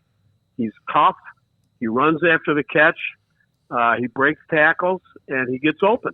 He's not a burner. He's not going to blow you off the field, and he's not going to run deep, and you're not going to throw a lot of, long bombs to him. But he's going to be a quality number 2 receiver for a long time, in our opinion. And, he may not go till the middle of the 5th round, but, we think it's more like the 4th, maybe even the 3rd. Just depends on how people view and value a guy like that. Everybody's looking for a tall blazer with great agility. There's just not that many of those guys out there. So, you got to take what you can get, and you got to take guys that are players. I think Xavier Hutchinson is a heck of a note, an example of value. Could end up being a long-term pro, catch a ton of passes. The only thing I remember about him, and is it unfair, is a couple of the times, especially last year, he had a couple of key drops in a game. How much does that work against him? Well, it's, it's not good, but 2 drops or 3 drops or whatever it is, among a whole, you got to take a look at the whole body of work. Sure. He's very productive. A couple of key drops in a game versus 3 quality years of production. I think I'll take that production. All right. Again, John Cooper, our lad's guide to the NFL draft, with us on 365 Sports. John, I think a couple weeks ago we mentioned the tight ends and that there's kind of top heavy, but there's a couple guys in the middle rounds too that could make some waves too. Do you like? I guess it would be Zach Kuntz from Old Dominion is maybe the best middle round guy, or am I leaving somebody out there? Well, yeah, Kuntz. Ironically, that was a guy that I talked about on another show, and he is 6'7". And, and he's got a catch radius that, because of it, is outstanding, with also excellent body control to go with it. He's not a great run blocker. He's got good agility so he can get out and block in space, but, in line, he's not real good right now at this point. So, he's going to be that kind of what if I'm a defensive coordinator playing against this kid, you put him out in that flexed tight end position, almost like a slot receiver, matchup nightmare. So yes, for that reason alone, he's going to be a guy that he might go a little higher than what I thought originally. We kind of had him down, and if you look at our book, he's a little down the line there a little bit, but I'm not so sure someone's not going to say, hey, matchup nightmare. And he got good hands too. So he's one we like. A guy that is a little bit different, from that perspective that we like a lot is Will Mallory from Miami. He would be kind of like this Xavier Hutchinson of the tight end group. He's just productive. Ironically, they're from the same hometown, different schools. But Mallory is a little bit undersized, for a tight end, at 6'4", 250. But he runs really well. He gets open. Great route runner. Excellent hands. And he's a try-hard blocker that will always give you a good effort, and he'll play in line, and he's not going to hurt you.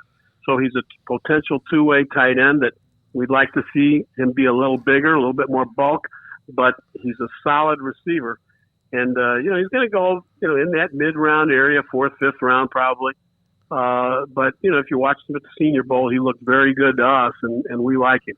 Was he maybe hurt a little bit by the fact that Miami had such quarterback flux this year that his game tape is probably going to be lacking because they were just bad on that side of the ball? Yeah. I've always liked him. I've always felt he was a good player, and you didn't see much of that this year. But when you got him in the Senior Bowl, he was. I think he caught 6 balls in the game, and he looked great in the practices. So, that has to weigh in too. John, so much talk about Bijan, but what have you thought about any talk surrounding his counterpart there in the Texas backfield and Roschon Johnson? Nice player. He's going to be down the line a little bit. He didn't get the exposure, obviously, that Bijan did. But, he's a nice player. He's got some power. He's not quite as fast, I don't think. But, he's got some skills. And, teams need running backs. They don't need just one. And so down the line, he's going to get drafted. And, he's got a good shot to make a team, I think. He's a big physical, he played quarterback. Does it help at all that he transitioned from what he originally was going to be to what he became? I don't know, if that helps him or not, as far as that goes, because the two positions are so different. And if you look at the way he plays, he's that physical presence. He likes to run over people. What is he, 6 foot? He's 225, and he's not, he's not a burner as far as speed is concerned. He's decent. And he's not what you would call a graceful runner, but he can run through tackles, and you always want a guy like that. The run through a brick wall type running back. And so he's going to get drafted, as I said, late. It could be the 5th, could be the 6th, could be the 7th. He's going to be drafted somewhere in that area. And he's going to be a part of our backfield room next year in 2023. Because of his style, then, he would be one of those running back by committee that you get to when the other guy needs a breather and he could wear people down if they're already worn down? Yes. Absolutely. Yeah, that's the way I definitely see him. Yeah. As that type of back. In some ways, that's the role he played at Texas. John, who is the guy that no one talks about the most, or that kind of under the radar the most so far, that you think is just a super stud that nobody's noticed? Well, the running back from East Carolina would be, on my list. Yeah, Keaton Mitchell. He'd be on my list. I get one of those every year. My linebacker, Malcolm Rodriguez, was my guy last year for that role. And I was just shocked that he went in the 6th round. But I guess analytics will kill you. And that is what I think is hurting, might hurt Keaton Mitchell a little bit. But, boy, I got to just turn the tape on, in my opinion. And, this kid's a player. But that would be the one, right off the top of my head, that I would say I think is really good that's not getting to play. You know, we've had disagreement in our group of scouts at our lads that, you know, over his ability and where he fits. But, you know, he's all you got to do is look at the workload he had. But anyway, there's other guys too. You know, I mean, Aiden O'Connell is a guy. Hutchinson, in some ways, I don't hear anything about Hutchinson, the receiver. You know, I mean, so I've kind of mentioned, you know, some of those guys. And at defense, there's a few too we could get into. But it's going to be an interesting draft. I think the draft is full of you know, surprises. You know, in terms of where guys go. It happens every year. You mentioned Aiden O'Connell, the Purdue quarterback. I remember watching them play a couple of different times. And the receiver, I've gone blank on his. Is it Rogers? What's the name of the receiver? Jones, Charlie Jones. Charlie Jones just seems to be a baller. I don't know his size. I don't really know. I just know that the guy made almost every catch and was also very tough doing it, and a lot of those catches over the middle. Yeah, you know, and Aiden did a nice job with him. Those two guys were really on the same page. You know, as far as, in fact, there's a guy we could talk about as being maybe under the radar a little bit more than he should be, you know, as a receiver. I should have mentioned him because he is highly productive. And he can go up and get the ball. He's got a nice catch radius. Mm-hmm. You know, he, again, like Hutchinson, highly productive. And the other thing that he's got going for him that, you know, his negative would be, you know, he's just under 6 feet tall and he's a little bit slight in build, but he can run. You know what I mean? He's fast. That's the other thing. He's got something going for him that Hutchinson doesn't.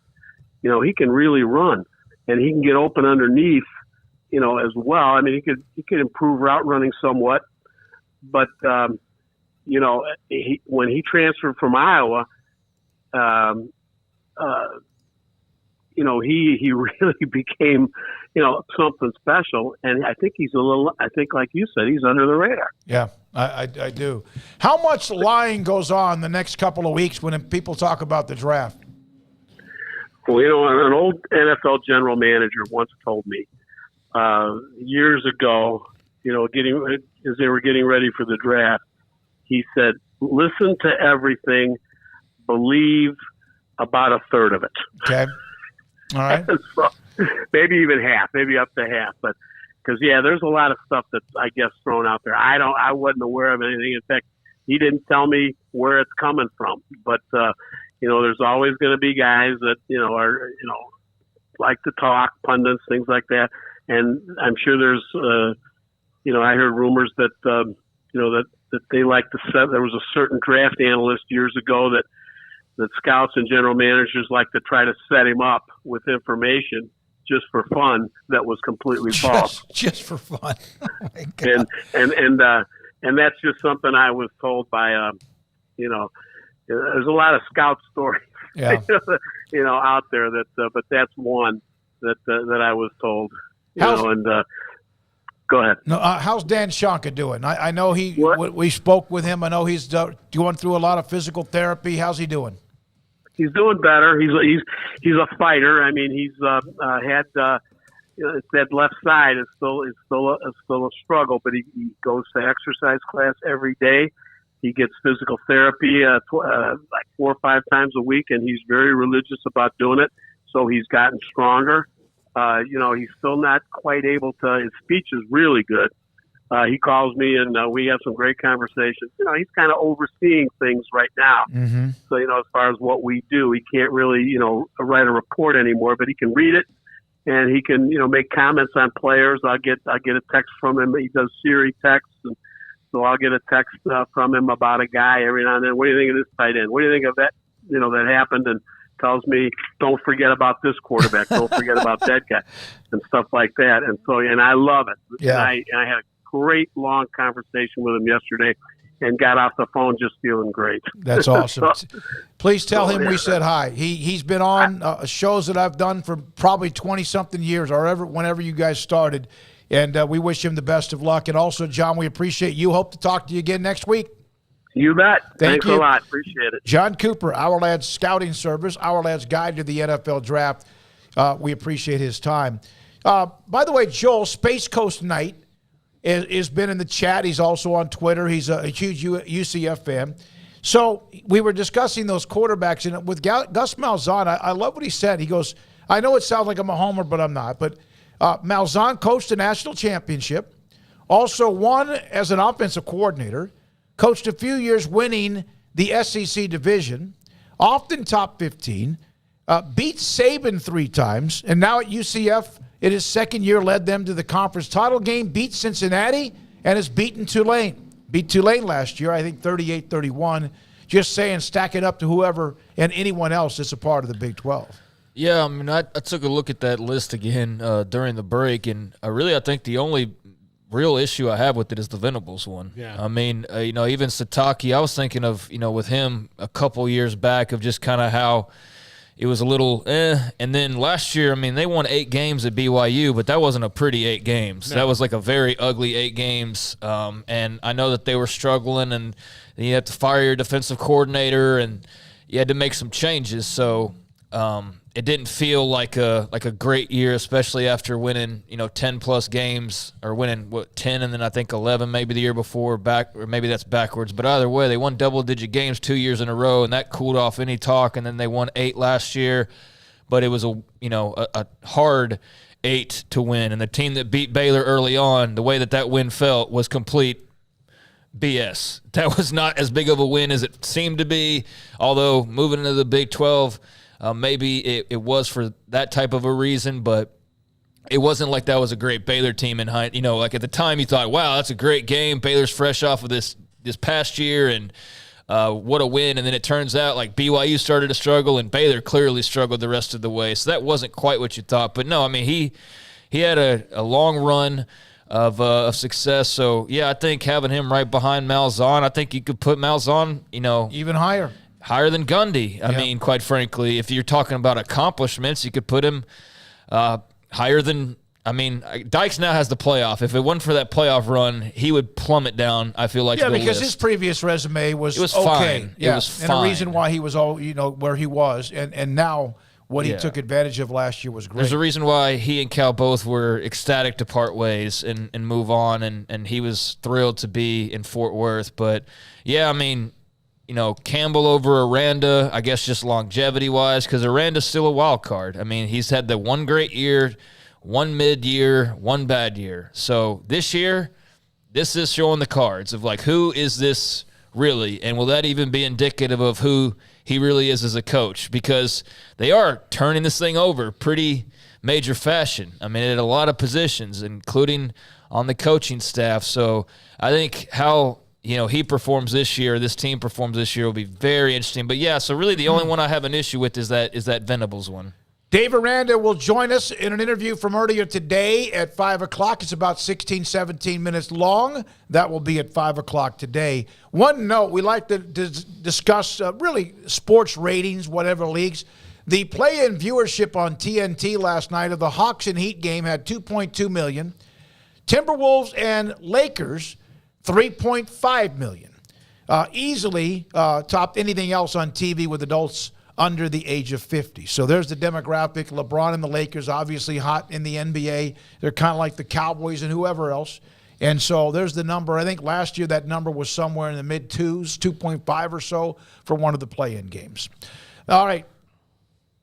What is that? Tell me to take a break? Yeah. You normally do it under the table. Oh, sorry. Yeah. All right, when we come back, Jeff Powell just around the corner. A couple of other nuggets to get to, including a note about Tiger Woods, a ball that he gave a young boy back in '97 during the year he won the Masters. The NHL had a record broken last night, and women's basketball in Paris. All that, 365 Sports. Allen Samuels, Dodge, Chrysler, Jeep, Ram, Fiat. Come by, let's be friends. That's their slogan.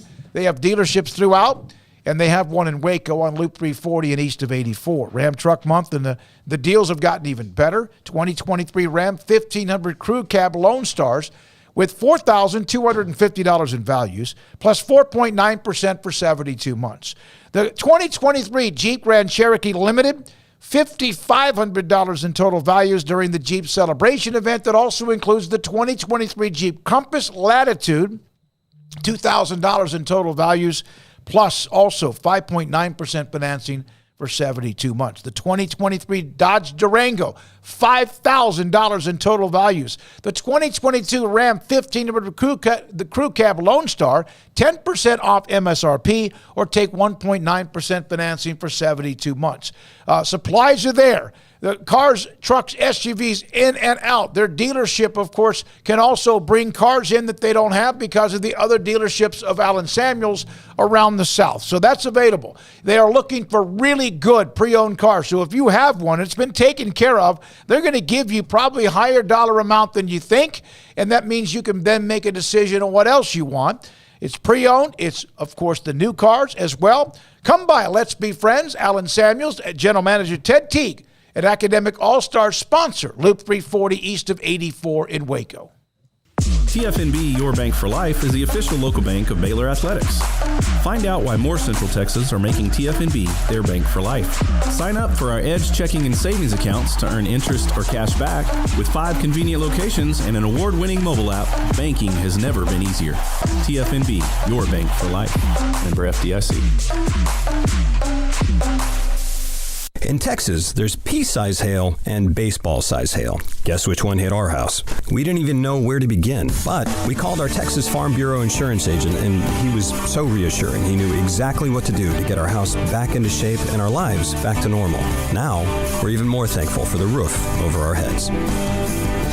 Stop by and see our agents at one of our 3 McLennan County locations. Coverage and discounts are subject to qualifications and policy terms and may vary by situation. Boots add protection. Good boots help you climb better and move forward faster. And when your son or daughter steps into the boots of a U.S. Army officer, they also learn how to lead. In these boots, they'll gain more confidence with expert training in one of more than 150 occupational specialties. In these boots, they'll stand a little taller and lead a team with diverse backgrounds and areas of expertise to successfully accomplish whatever challenge comes next. In these boots, they'll earn respect with valuable experience from day one that will give them solid footing for success into the future. Highly qualified candidates who earn a spot on our team can receive comprehensive health care coverage, college tuition assistance, and a bonus of up to $40,000. See all the things your son or daughter can achieve in our boots at GoArmy.com. U.S. Army Waco Recruiting Company, 254-598-8131 or 254-776-1543.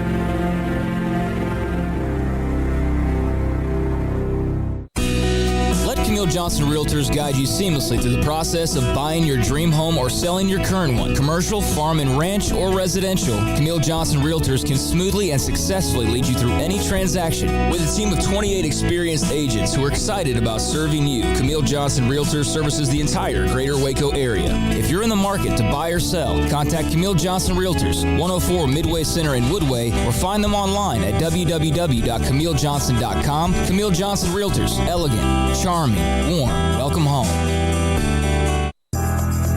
Riverbend Liquor and Wine, Lakeshore Drive, North 19th Street, right behind the bank, is a hidden gem in Waco. If you're a fan of bourbon, especially local Texas bourbons, that's where you gotta go. Balcones, TX, Devil's River, whatever it is, they've got it. Riverbend Liquor and Wine, plus the best selection of craft beers in Waco, seasonally churned out throughout the year. Whether it's spring, summer, fall, or winter, Riverbend Liquor and Wine, best selection of craft beers, a speedy drive-through window, and excellent customer service. Find out more on Instagram or just go by and see them. Lakeshore Drive at North 19th Street behind the bank.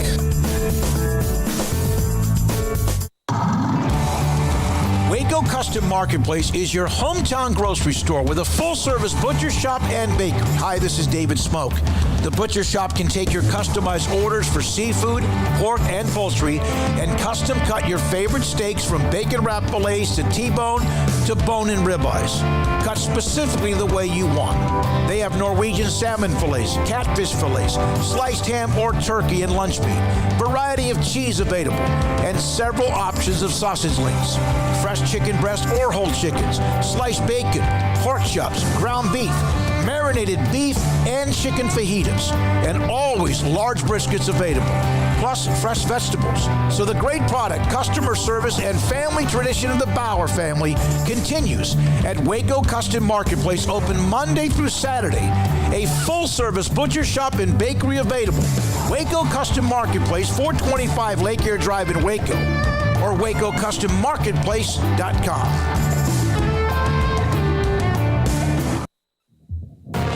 This is 365 Sports, powered by Sikkim365.com. The 4 o'clock hour is sponsored by Boozer's Jewelers, the wedding ring store, specializing in custom jewelry and repair, all in-house. Now here's David Smoak, Paul Catalina, and Craig Smoak. Kim Coulter, thank you for the comment in the chat room. He used to listen to, we brought up a couple of quotes from Paul Feinbaum that we used to, again, we've been on the air for 3 years. He said, I used to listen to him every day for 16 years. I now listen and watch 365 Sports. We appreciate that, Kim, very much. There was a super chat. I lost it. Hold on. I got it. It was about Kansas from Zesties. Yeah. What would you predict going into the season? Obviously, Jalen Daniels, the quarterback, is superb, and what Leipold did year one. What would you say if you had to put up a prediction of a record? He said, I would say 6-6 or 7-5. That's from Zesties. Zesties, thanks for the super chat with us on 365 Sports. I would say I think they'll be a game better. I would say that their ceiling is still 8-4. I don't know if they have, especially given that the schedule is harder for everybody now that there's more teams in the conference, especially ones you haven't seen before in it. So yeah, I think 7-5 is about where they'll be, and that's good. Like consistency before you start competing for the conference title needs to be something for Kansas. But yeah, I think 7-5 is reasonable, and I think if they, really improve, then 8-4 is very possible. Yeah, I think 8-4 is possible, but I'd go 7-5. I mean, based on the fact you went 6-7 overall last year, obviously getting to a bowl game was a big deal, and that was an incredible bowl game. They very well could have won 7 games if they just edged Arkansas in OT, but Razorbacks get the big win there, so that was disappointing. But you were that close. I mean, you were a smidge away from being 7-6. So yeah, I think that 7-5, just one more regular season win. Given also the fact that you played a good portion of that schedule and you went sideways when Jalen Daniels got hurt. Now he's back and he's healthy. Your roster should only be better. You've had another full off season. More, just in terms of just the program's health has occurred and grown. And there's every reason to believe they're going to be slightly better than they were. So I think adding one win onto that total is more than fair. And if you want to go 8, I mean, looking at their schedule, they should start off 3-0. I mean, they should beat Tennessee Tech. They should – wait, hold on, let me go back. That was 22-23. They should beat Missouri State. Illinois in week 2. That'll be a good little game in Lawrence. Don't be a barometer. Yeah, Nevada in week 3 should be a win. So you're 2-1, 3-0 to start off with. And looking at the schedule, I think just the mix of some of the new schools in there. I think if you're Kansas, you got to feel like even though Cincinnati was in a playoff a couple years ago, they're undergoing. All 4 of those schools are undergoing a transition. Maybe BYU is probably the best suited just because they're kind of used to playing a schedule filled with some Big 12-like teams, if that makes sense. They're a little more hardened schedule-wise, I think, than the others. But they're also replacing a lot. So, yeah, I think, 7-8 wins is absolutely within reason. Would you say 8's a ceiling? I'd say 8's a ceiling, yeah. I don't think they go 9-3 in the regular season. Yeah. I mean, just we don't have to go through game by game. No. But I definitely think that, 7-8 is totally cool. In the first half of the season, you mentioned, I'm not going to Missouri State. They have Nevada, who was 2-10, but Illinois, Brigham Young, Texas, UCF, Oklahoma State, Oklahoma. There are no gimmies. There will be 2 or 3 teams that fall down with their record just because, like even in Big 12 basketball. But then you say, okay, that's part. Well, then they have the game against Texas Tech and Kansas State. I would say for them, and I said this in 2011 with Baylor, they had not been to a bowl game in like 16 or 17 years. They got to one. They beat Kansas State in 2010. It got them bowl eligible, and they were I think 7-5 at the end of the year. They got beat by Illinois in the Texas Bowl, but it was a bowl game. And I thought the next year, just go back to a bowl game again. I wasn't expecting like a 10-2 team. Just build the foundation. And they went 10-3. Yeah. RG3 had a great run. They lost to two good teams at Oklahoma State, and they also lost, of course, to Texas A&M. And a couple of times they got thumped. But just go back, and they went 10-3. Now, I think Kansas, you just want to build that foundation. Doesn't mean you can't go 8-4, but build the foundation, go back-to-back, get it consistent, and try to keep it from being up and down like a roller coaster. Yeah, I think it's going to be really important how they handle the first stretch of Big 12 play because they should be at worst 2-1 after the first three of the non-conference. That's a given that they should be at least 2-1 with Missouri State and Nevada, I think. But Illinois, you can call that more of a coin flip or barometer or what have you. But yeah, I mean, BYU and Lawrence, UCF and Lawrence, traveling to Texas in between, traveling to Stillwater, got Oklahoma at home, go to Ames, Tech at home, K-State at home, and then to Cincinnati. So it's a very interesting schedule with those new teams peppered in there. But by no means is it too much for them to tangle with. So yeah, that's gonna be a fun Vegas bet. How do the people see Kansas, and can they improve by another game? Because just based off last year, they made it look like it'd be easy to get to 8 wins with a full healthy Jalen Daniels. Yeah. But I mean, who knows with the schedule this time around? They lost 7 of their last 8. Of course, Jalen Daniels was out for some of that. And they also lost to TCU by just 7, Oklahoma by 10, Baylor by 12, Texas Tech by 15. And they got blown out by UT badly, 55-14. It's about the time UT started to turn it on, and Kansas State beat them by 20. The 3 overtime, that was an incredible game with Arkansas.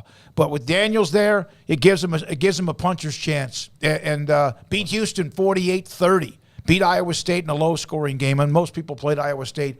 It was a low-scoring game. Won in overtime against West Virginia. Yeah, Devin Neal back, and I mean, yeah, they're gonna be pretty well set up roster-wise as they've been in several years. You would think now with a few cycles in the portal or a couple cycles in the portal, and just retaining guys, I think is a big deal. Retaining a Devin Neal, retaining a Jalen Daniels, retaining those types of players, and then just knowing how good of a coach Lance Leipold is. Yeah, I mean, and you know what? They could win 7 games again and still have had a better year. I mean, depending on how the schedule shakes out. But yeah, that should be basement level expectations, I would think, and more than fair. All right, thanks to a lot of you. Paxton, Kansas scares me. Kim, but let's not forget they lost 7 of the last 8. Sandra Green, they'll go 4-8. Somebody said yikes to that. She dropped the hammer. Paxton, way to go, Sandra, who's a UT fan along with Paxton. Now they're going to beat Texas. You jinxed us again. Kansas tore us up. Juan from UH fan, I didn't expect it. It was bad by 18 points. And Kim, Kansas ain't beaten Tech or Texas, but they should have beaten Arkansas, which they had that game. That was a great bowl game. And it was a 3-overtime loss. When we come back, Jeff Howe covers the University of Texas. Thoughts on the quarterback competition, thoughts on Steve Sarkisian, thoughts on UT. They always get a lot of love. They are really going to get a lot of love in the offseason. This year, there seems to be some legitimacy to it. How much is that legitimate? Jeff Howe and more. He'll join us. Dave Aranda, Baylor, one-on-one with him at just after 5 o'clock, and this is 365 Sports. IdealMRI.com. I was in their state-of-the-art technology MRI machine on Monday morning to have an MRI on my prostate. And you know the story. I'm claustrophobic. I really am. I sometimes wake up in the middle of the night, think I'm underneath a bunch of rubble. It's weird. I just don't like things around me like that. But Marcus was phenomenal. He was the tech, the specialist. He's the one that administered my MRI. And he made it so comfortable. Yeah, I had to have one of those little, like, Zorro masks. I had to have headsets or headphones on me with some rock and roll music. But I'm telling you, I'm not going in there without my eyes being covered. And he made me feel so comfortable. And this was a lengthy MRI. It was like 40 minutes or so with a little break in the middle to inject an IV into my system so they could also trace that. but Ideal MRI cost me $400. It's $497 or less. I've told you that. Based on insurance, it could be lower, never more, and the average is $1,100. I got a call from them late last week, set up an appointment. They said, this is what we have available. They reminded me again on Monday morning. I was there. It was done. It's over. Now waiting for the image results and what is in that MRI or what it shows. It is phenomenal. It's an incredible business. Thanks to Dr. Rob Maxey. Thanks to Marcus. Thanks to Teresa and Stephanie who were there at idealmri.com in the Central Texas Marketplace on the southern part of Waco. It takes time to reach goals. It's a truth that applies to more than sports. It goes for your financial goals as well. You work hard for your money, and you deserve an investment strategy that lines up with your game plan. And Chuck Verno, your Edward Jones financial advisor, can help. If financial investments aren't putting forth the effort you desire, stop by today for a financial review. Chuck Verno, 720 North 64th Street in Waco, 254-732-1161. Edward Jones, member SIPC.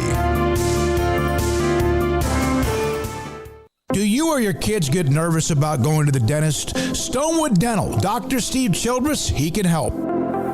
I've spent a career taking care of patients who as children had bad experiences, and now they're adults that hate going to the dentist. If I get a kid at 3 years old and they come every 6 months and it's a happy experience, it's normal for them. Now they have an accident at 6 or 7 or 8 at school. Now they have a broken tooth or a trauma, and they have to come here.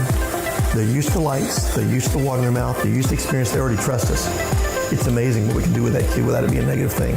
But if I see a 6 or 7 or 8 year old that's never been to the dentist, and now they have a trauma or an unfortunate unexpected toothache, it's harder to do that for that kid and it not be somewhat of a negative experience. So bottom line is I try to teach kids and adults and teenagers and everybody the way I'd want my family treated, which is where it's a necessary part of life. You just take care of it. It doesn't have to be that big a deal. Learn more, stonewood-dental.com.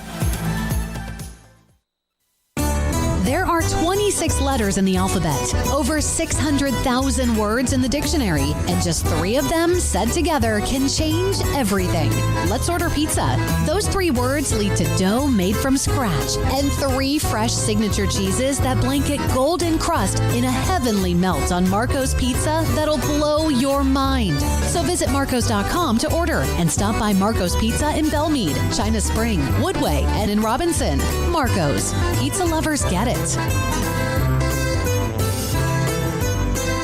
With so many companies and policies out there, it gets so confusing shopping for insurance, and I never know if I'm getting the policy that's right for me. Luckily, I met the team at the Niche Group Insurance Agency. With the Niche Group, you can go to one company and get access to coverage options from many insurance carriers, and you get to speak to a real person about your specific coverage needs. With the Niche Group, I know I'm getting the right coverage at the right price. If you need insurance, talk to the experts at the Niche Group at 1-800-258-8302. Boozers is the wedding ring store and more. If you're ready to get engaged or already married and want to upgrade your wife's ring for a special anniversary, Boozers is the place to go. With the largest selection of premier quality diamond engagement rings and wedding rings in Central Texas. They have 7 cases with over 300 styles of rings from top designers like Natalie Kay. Choose from yellow, white, or rose gold, plus beautiful top quality loose diamonds. With an in-house jeweler, they can also custom make anything you want. Bring in a picture or drawing and let Boozers create your one-of-a-kind pendant or ring. They can even use some of your old gold and diamond jewelry to create something new. At Boozers, you'll find a great selection of quality timepieces, and Boozers is the place for expert watch maintenance and repairs too. They specialize in expert Rolex watch repair for fine jewelry, watches, custom work, and more. Go to Boozers on Valley Mills and Lake Air Drive in Waco. Boozers, the wedding ring store and more. This is 365 Sports, powered by Sikkim365.com. Enjoying the show? Hit the like button and subscribe. Jeff Howell at Horns 247, at 247 Sports, at Longhorn_Blitz. The Horn in Austin joins us on 365 Sports on UT. Jeff, I hope this is fair to say that we know that no matter what they've come off of or who, Texas is going to have some off-season adrenaline and hype. Is this the first time in a while, or not a while, but is this the first time in which there's some meat on the bones? They deserve it? I don't know what hype you're talking about, Smokey. That never happens in Austin. Well, they're expected to win 3 to 5 games this year. That's hype. They're expected to go 3 and 4 and 8, whatever. Yeah, I mean, I think there's for lack of a better term off the top of my head, a level of comfort, I think, internally. Craig Way and I, we actually had Sark on our show today, and I like at these certain markers, whether it's after the season, spring ball, going into camp, wherever. I just go back to when he was hired. He talked about being a great development program, and there's a lot of tentacles that reach out from the aspect of player development, that kind of abstract idea. And Texas has been really bad in that area for probably, the last, I don't know, what are we at now, like 12, 13 years, just really underwhelming. And, to hear Stark talk about it, he really likes where they are. I mean, he's even said he really feels like this is his team. These are his guys. And, there's some, you can see the guys that they've recruited, especially in that 2022 class, guys are getting better. They're improving. You'll see a lot of those guys this weekend. You'll see some of the guys in that 23 class that they're going to be counting on this year. But I think there's a good mix of young talent and veterans now that have been developed, that have been in this system for 3 years, that have been in this organization for 3 years. And you're starting to see, you're seeing it with your eyes, what little we've gotten to see, and you're hearing about it. I mean, whether it's David Benda or Keaton Crawford, go on down the list of various guys, Tavondre Sweat, guys that have been in this program for a while, that this staff is seeing the best versions of those guys. That's how you know you're getting somewhere. So for me, I know at times it can be kind of hard to see the forest in the trees. That's why I'm excited about this team. It's just that you're starting to see those signs of real legitimate player development that hasn't been tangible around this place in a really long time on any kind of a consistent level. Do you think that leads to also chemistry? Because part of it was player development, but, especially under Tom Herman, they never seemed to find that, that they never gelled all the way together all at once. And it seemed like maybe a little bit, especially last year, where some of the leaders they had on that team started to poke their head out of the sand of oh yeah, we're all on the same page here. It's interesting, Paul. I do believe that teams take on the personality of their coach. And, let's just go back to Tom Herman for a second, right? I think in a lot of respects, everybody in that organization felt after the Sugar Bowl win over Georgia, whether it was warranted or not, a lot of people inside the building felt that they had arrived. And, they really hadn't. And I think in a lot of aspects, I think that staff, and this is coming from guys who were on that staff, I think that staff in a lot of respects just kind of expected things to happen. I think when you look at Stark, I think it's a couple of things. I think it's a guy that has a vision for where he wants the program to go. A guy that understands, you work for Nick Saban and Pete Carroll, you work for national championship coaches, you understand what it takes to see that vision through. He's got the resources now to help him apply that vision. And I think he's got, to your point, Paul, about leadership, I think he's got guys that understand now what it takes to get there. It wouldn't have been hard for their leadership to improve from 2021, where they had little to none, to where they got last year. And yeah, they're in that area, they're going to miss Roschon Johnson a lot. But I think you've now got other guys, whether it's Jalen Ford on defense, you can go over to offense, and a guy like Jake Majors that's been in the program a while, a guy like Jatavian Sanders, Jordan Whittington. You've got enough guys on this roster that have seen the right way to do it, and they've seen the wrong way to do it. And I think part of that leadership is, look, we like the results. We like the end result when it's done the right way, as opposed to doing it the wrong way. So I just think you've got a lot of guys that understand what it takes to win. They feel like they're close. And whereas we've seen some Texas teams, some regimes, even late Mac Brown years, where it felt like they were close, some people just expected it to happen. You really get the sense that this group is putting the work in to make it happen, and that they're starting to. I'm not saying there is already, but they're starting to really be that defined standard of, hey, when you walk in the building every day, this is what is acceptable, And anything that doesn't meet that standard is not acceptable. What is the talk surrounding Quinn Ewers with a full year under his belt, and obviously just the rest of that room, one guy in particular, and Arch Manning, has been on campus. Just we know that it's Ewers as the guy, but what have been the early returns on Arch and what Ewers has done up to this point? And thank you, Craig, for driving that home. You know, you have no idea how much I greatly appreciate the clarity you had on that. No, I think the big change with Quinn is confidence. You know, I think in a lot of respects, and he even said this, and I was kind of taken aback at the Alamo Bowl when he said it. You know, he thought after, you know, they beat Oklahoma, because you got to remember his two big games at that point were the Alabama game where he was just awesome for that quarter and change that he was out there, and then the Oklahoma game where, except for one bad throw, as lights out as you could be, he felt like he had really made it at that point. And I think realized pretty quick there's a lot more to playing quarterback at this level and doing it at a consistently high level than just having a couple of good games. And he's put in a lot of work on his own. You know, I think there was a lot of maybe needing to go back and doing some of the fundamental stuff this spring that he didn't have time to clean up last fall. I think that's a big part of it. When you think about his development track, you got to remember, you know, everybody talks about, well, you know, he had the year at Ohio State where he didn't play, but you go back to his junior year at South Lake Carroll, you know, that wonky COVID year where everything got pushed back, you know, the shutdown really, that hampers a quarterback's trajectory where you really need all the hands-on training.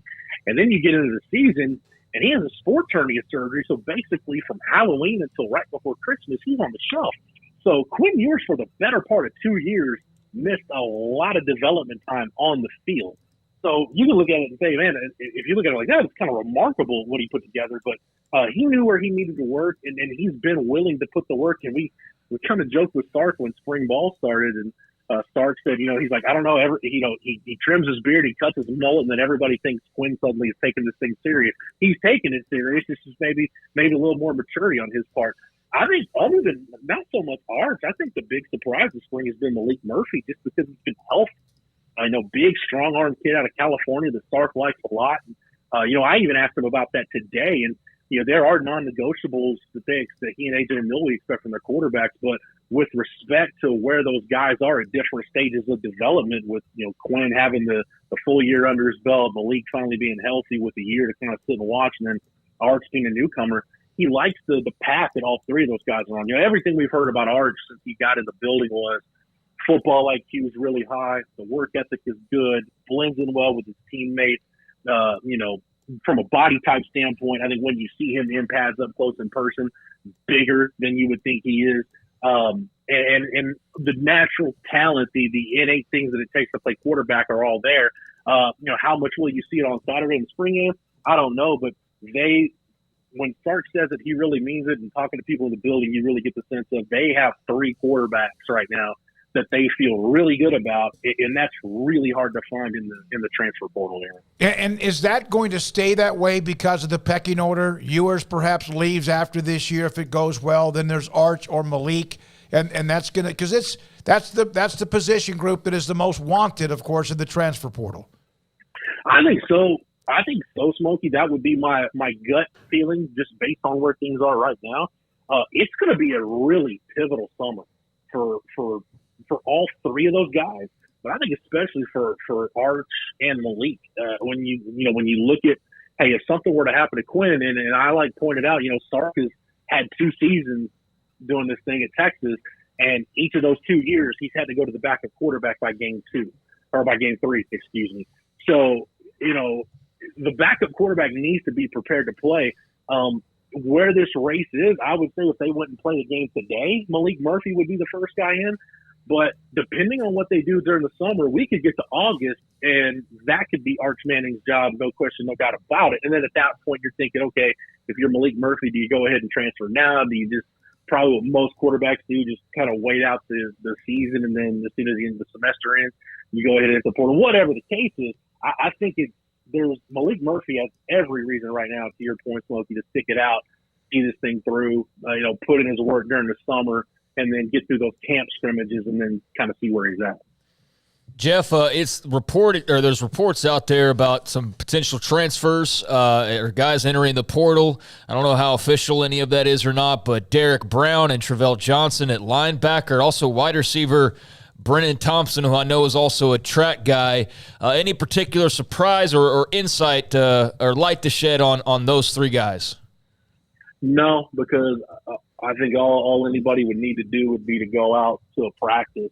Okay. And Brennan Thompson's been at the track with the track team this spring, and you get to look at Jonte Cook and DeAndre Moore and A.D. Mitchell, the Georgia transfer, and you're thinking, man, they've got some really good receivers that are going to be here for a minute. And then, Ryan Niblett, their other 4-star side, he's not even on campus yet. And you go to linebacker. I mentioned David Benda earlier. He and Jalen Ford have been running with the ones, but Anthony Hill's been really good. Leonga Lafau has had a really good spring from everything we've heard. So Mo Blackwell's still in that mix. So it's going to be really hard for anybody outside of those guys to find reps at linebacker. So I think this is the point where guys kind of see the writing on the wall and decide to transfer out. It's not necessarily that any of those guys are bad players or can't produce somewhere else, but this is the good kind of attrition you want to have. Again, this is where you feel like you're getting somewhere where you've got good players leaving, and in a lot of respects, and this is no knock on those guys, it barely registers. You're losing some guys that by all accounts are good people. They're good guys to have in the locker room. Their teammates like them, but and guys seem to say, look, if I want to play, I've got to get my chance here. I've got to get through 4 or 5 guys, and just go somewhere else and maybe get a fresh start. So now, none of those moves really surprised me, and I think you'll see a couple more. Everybody's dealing with attrition in the portal era, but again, this is, if you're a Texas fan, this is the good kind of attrition. This is the kind of attrition you want to have because, so like I said, some of those 23 guys I mentioned, I haven't seen Texas newcomers, Texas young guys look like those guys, move like those guys in a really long time. And that's even with them getting usually very high-level recruits. So you're talking about physical size? Yeah, the whole package, Smoak. I mean, you watch Jonte Cook. He's got a subtle burst that you just can't coach. He's got some of the strongest hands I've seen. I mean, the only guy I can compare him to from a hand standpoint, I know you remember, so I know you guys remember him. Kendall Sanders, when he came out of Athens, just had some of the freakiest hands I'd ever seen. And, it's a shame that we didn't get to see Kendall's career play out. He finished at Arkansas State. But I would put Jonte Cook's hands up against Kendall Sanders as the best I've seen come through Texas. Colin Johnson, Kendall Sanders, Jonte Cook, I would probably put those 3 guys in that group. Anthony Hill, just from a size-speed combination, he and Leonga Lafau both. Texas has had a problem, and when you have so many schematic changes on defense, it compounds the issue. They've had a real problem recruiting off-ball linebackers, but they feel like not only did they get it right, they feel like they hit 2 grand slams with Lafau and Anthony Hill in this class. So I think it's safe to say from what the eye test tells you and from what we've heard internally, they're getting the caliber of guys that they felt like they were going to get when they recruited them. And like you said, Smokey, that at Texas, that hasn't always been the case, but they feel like their evaluations have been on point, and they've got guys that are willing to put in the work that they feel like they can develop over the long haul. A couple of people, I don't know how accessible things are, but scrimmage, whatever, but a couple on the chat room saying that they do look like there are larger human beings than they've had, and that perhaps might be that influence of coaching in the SEC. Not that when he was at Alabama under Saban, but not that everybody doesn't want that, but there you go with that from Sandra Green in the chat room. Yeah, I'll expand on that just quick, Smokey. I talked to Stark about that last summer because he and Kyle Flood like talking about they want big humans, and nobody asked Stark until I did. I said, why do you have that philosophy?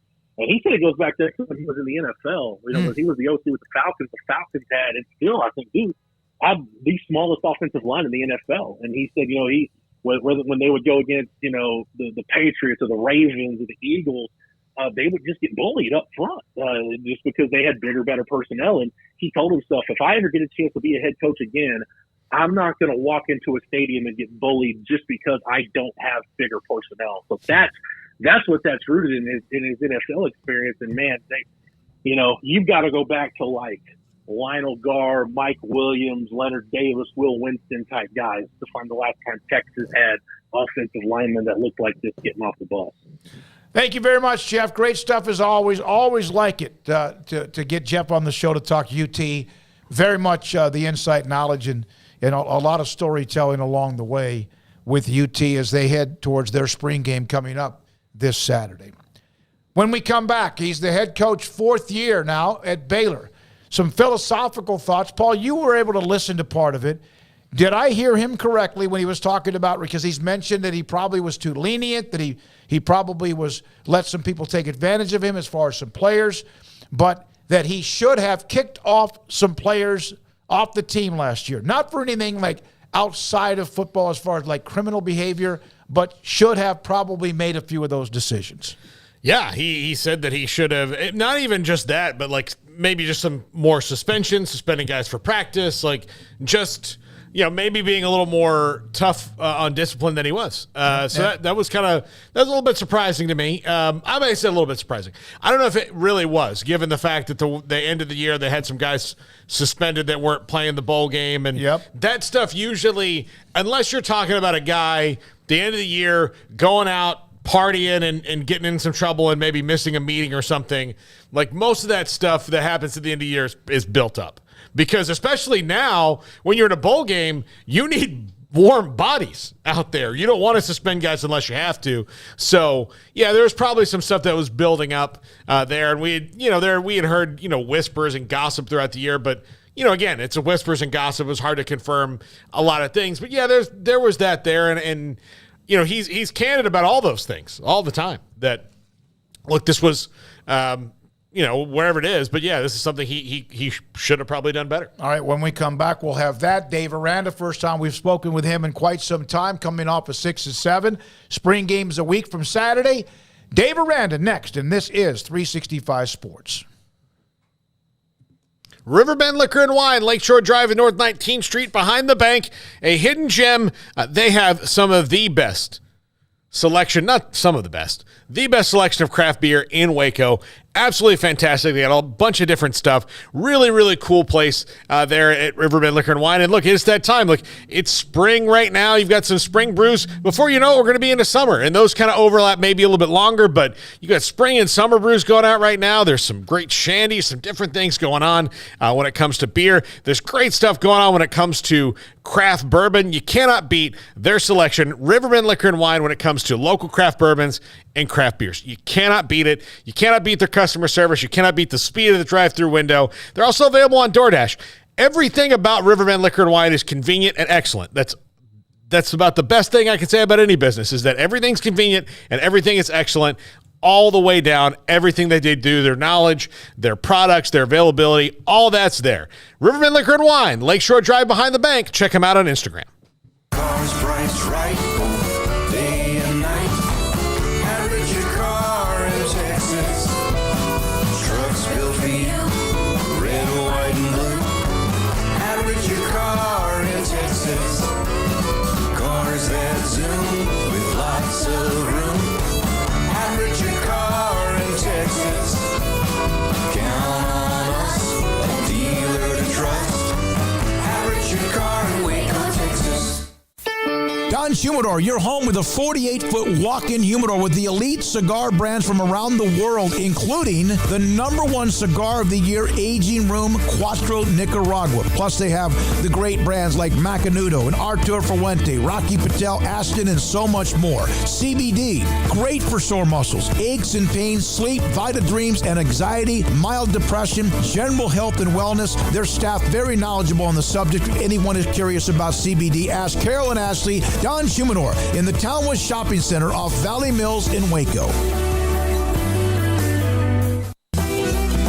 Shorty's Pizza Shack at 12th and Bagby is a homegrown, locally owned pizza place that's out of this world. Everything from the dough, the sauce, the sausage topping is made fresh in-house. Not to mention the amazing pizza pillows, the chicken wings are to die for. Try the Sikkim sauce, chili cheese fries, or tots, plus great specials on food and drink every single day. Shorty's is also the perfect spot to watch the game with your friends. Shorty's Pizza Shack at 12th and Bagby. Tell them Paul sent you by.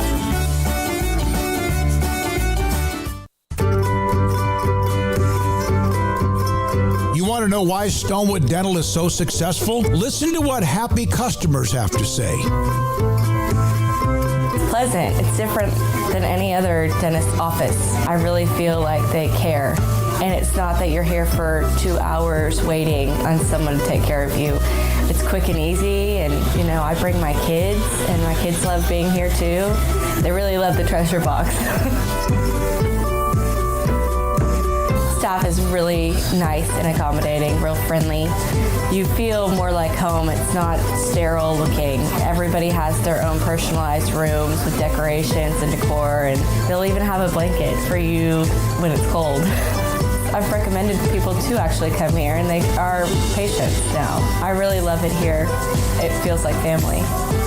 Learn more, stonewood-dental.com.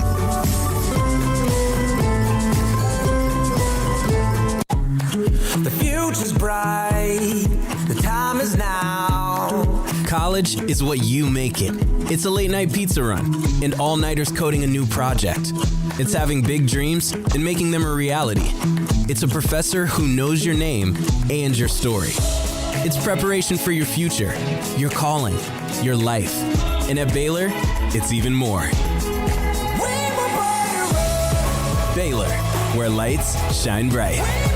One size fits all. That may be all right for an adjustable belt or cheap sunglasses, but when it comes to your financial needs, no one wants a one-size-fits-all strategy. Ben Erlinson, your Edward Jones financial advisor, knows that his most important goals are yours. That's why he takes the time to understand your needs, knowing you. That's how Edward Jones makes sense of investing. Ben Erlinson, 100 North 6th Street in Waco, 254-759-8533. Edward Jones, member SIPC. This is 365 Sports, powered by Sikkim365.com. The 5 o'clock hour is sponsored by Edward Jones Investments with financial advisor Brad Wilson. Investing his time and experience back to you and your money during today's changing times. Edward Jones, making sense of investing. Now here's David Smoak, Paul Catalina, and Craig Smoak. The Baylor Bear Hotline is sponsored by Richard Carr Motors. People you can count on. David Smoak with Dave Aranda, Baylor football coach on 365 Sports. First of all, great to see you again. And what was the most non-football event or hobby or whatever you did during the off season? Well, yeah, it's good to see you. Reading, I think, reading would be the thing. The ability to kind of have your time to learn something new, or rather revisit things that you thought you knew but you really didn't know, and then just see how all of it connects to other things is something I've always really enjoyed. And so, the quiet time in the morning, maybe the ride in or the ride back in the evening. I listen to books on tape or on the drives, but in the mornings, a lot of just reading, just straight books, and then the note taking and things, and then trying to apply that stuff is way cool. What is the most, what's the difference in you now entering year 4 as a football coach, a head coach, than it was in 2020? And I know 2020 was unique circumstances. A lot more comfortable. I think, starting in 2020, you'd be talking to coaches that were head coaches in the past, or maybe head coaches for you, and you'd bring up situations. Hey, what'd you think? How'd you do this? And I remember some of those being in some of those circumstances that were kind of brought up in those talks, and I'm trying to remember the ABC 1, 2, 3 that they told me, and that wasn't always the case, but probably more than what I would like it to be. That was the case. And so just that whole process of finding yourself and kind of now going into year 4 and having an idea of kind of this, I think it's still good to reach out and talk to people, because you can kind of juxtapose kind of your thoughts now on theirs, and this is why they did theirs, and this is why I'm feeling I'm due mine, and you can weed out any ego or any of the stuff that's kind of behind the scenes there lurking. So, it's better to have a foundation than to be looking for one, for sure. You mentioned you might have been too lenient last year, coming off the best year ever in Baylor football.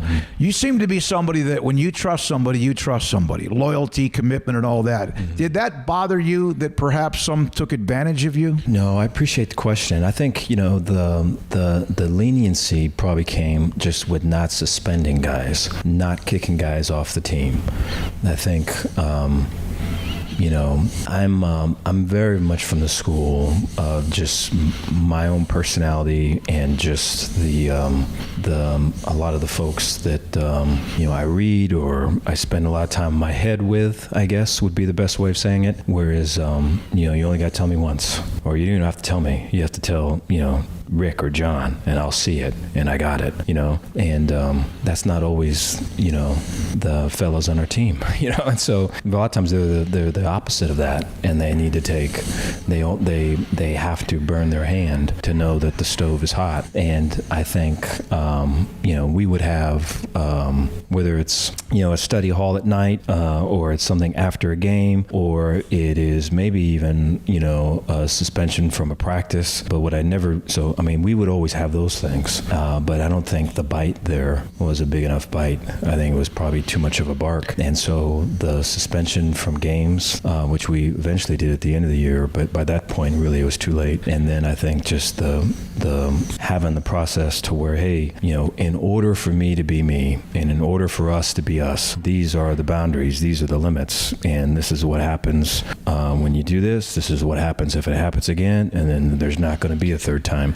And so I think all of those are helping us now. It wasn't anything that was like criminal. It was mainly just team policy, correct, things like that can just eat away at a locker room. Correct. Yeah. I think, to be a part of a team, you have to give up bits and pieces of yourself to the team. And I think, especially the way that we do it, with just the academic part being so big, and then the character growth being such there are dudes that just want to play football. And we try to make that real clear in recruiting visits and everything else, that it's going to be so much more. It's life, school, and football in that order. And here's what that means, and I think the painting of the picture now in recruiting is so much clearer, and it helps that, some of them, there's dudes that didn't sign up for this, that were on the team when I came on, and fully understand that. And I think it's such a triumph when you can get guys that didn't sign up for it to believe in it and to really grow and transform in it. I think, a lot of times that's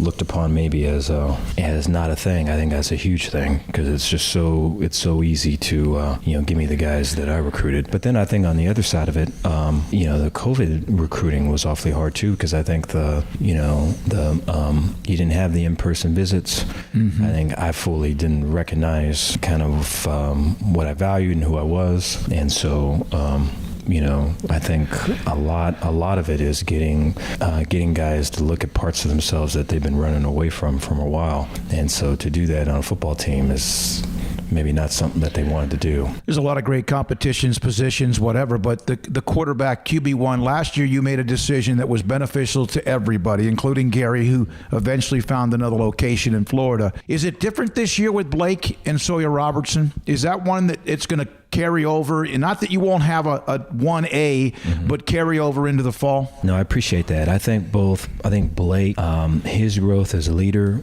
Blake's growth, as a passer, just understanding kind of, hey, this is the reason why we're calling this. These are the things that we've been working on. I'm applying them in the moment. All of that is really kind of taken off, and so that's way cool to see.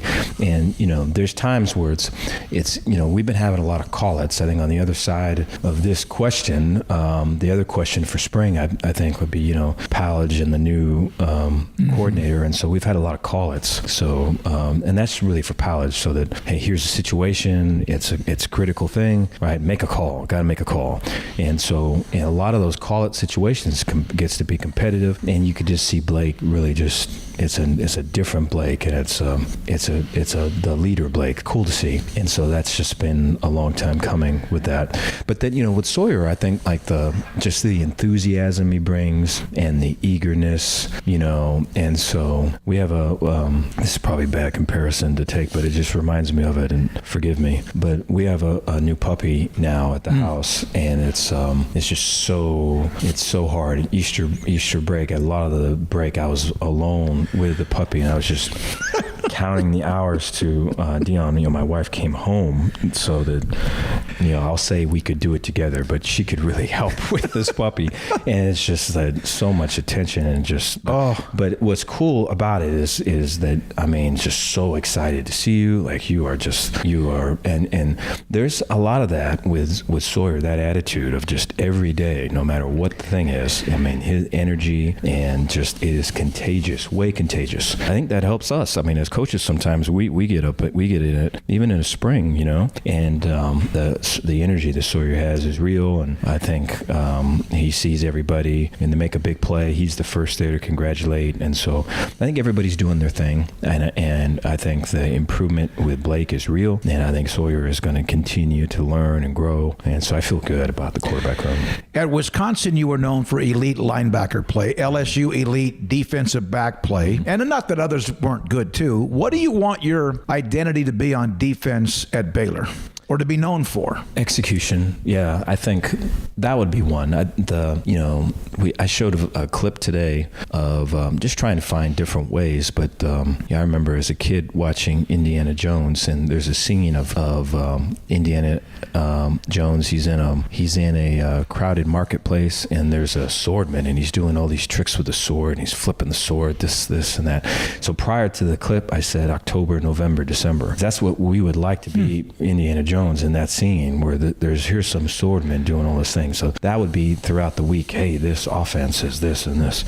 Hey, this defense has amassed this and this and this. And then we get to the Saturday and we pull out the revolver and we take our shot, and that's it. And we just kind of do what we do, And I think in a real unassuming way, it's kind of, And so I think it takes so much work to do that, because I think if we don't have a foundation of do simple better and execution and all of it, then we're trying to distract with how many times can we flip our sword. And so I think it's difficult, especially for coaches having maybe the Easter break and 4 days off, to kind of be in it, then have a break and then be back into it again. It can be, hey, I've got this play, I've got that play, where the emphasis needs to continue to be on, dude, if we got to reach a guy, let's reach him. Let's get the footwork and the eyes right to do it. If we got to cover a guy man to man, let's cover him. Let's have our shuffle and our skate, right? And the end point of the route as good as the start point of the route. And I think the more we focus on that, especially with a young team, the more October, November, December can maybe be like that movie. Did you come up with the Indiana Jones analogy? Yeah. I was watching, I think, during the break, there came out with there's going to be a new Indiana Jones movie, so that just made me remind me of that scene. It's been quite a while. All right, so NIL, there was a thought that there might be a market correction after it came out. It doesn't appear to be the case. How does that affect Baylor in football and recruiting? I think our recruiting has been culturally based. It's been education in life, education with school, the benefits of all of that. And really kind of that it's, dude, life is hard. It's not a lot of stuff's going to be given to you. And then getting to the football part of how we can maximize your strengths, help with your weaknesses, and really kind of feature you, And you look at like some of those defenses in the past that you talked about, those were all every year was kind of different because the roster was different, and we featured those guys, And so, all of this kind of stems to the do simple better, and the coaches getting out of the way, and the players play the game, and it's a player's game. So really, recruiting's been those three things, and to get people on campus for them to see it. Because I think what's hard about all of that is that people say that, and I don't know if that's always the case. And to try to open everything up here to where they can see all the in between has been a strength, And so, NIL ends up being a factor with all of it, when we're on the team, and guys feel like, hey, this is the thing. I'm a part of the thing, right? I'm not forgotten. I've got resources now where I can help my family, or I can help this, and I can learn how to manage this stuff now that I got. Like, I see it that way, and I know that Mac and our whole athletics department sees it that way, and I feel like to do it the way we're doing it, it takes a lot of it takes a lot of discernment in terms of guys we're looking at. It takes relationships. It probably takes parents. But I think in the long run, it's the best way. Would you, if someone asked you at the beginning of a recruitment what they can have for NIL, continue to recruit them? I would, yeah. I think there probably have to be some more than that, but I would, yeah. Okay. And so we've recruited some guys that have done that, you know. And so I think you want it to be, you know, I think for them to succeed and for them to really kind of flourish, it's just got to be more than that. Yeah. You know, and so for them to start off with it is fine. Wide receivers and defensive backs struggled last year. How do you really know if they're better during practice, like in spring, rather than an opponent, which you won't see until September? Yeah, I mean, I think one is just the attitude of the guys, just the look in their eye, their energy at practice. There's a vibe, man. So there's an energy, you know. It's I think like if you and I were walking down the street and we just saw. You could pick guys. You can pick people out. People that are walking with some type of intentionality. Like this dude's going somewhere. There's another dude that's just wandering, right? And it's just he's wandering. And so that's the same way with ball. It's the same thing. And so the guys that have that intentionality, that are on a mission, I'm doing this today, I'm doing that. So when you have that in your room, that's a way strong thing. And I feel like both sides right now have it. I think the other thing would be just the execution of just the base stuff. And so, you know, it's a way simple game. And you know, ego makes it complicated. And you know, if the base fundamentals are not there, then it's basically makeup on a pig, and you find different ways to kind of to doll it up as best you can.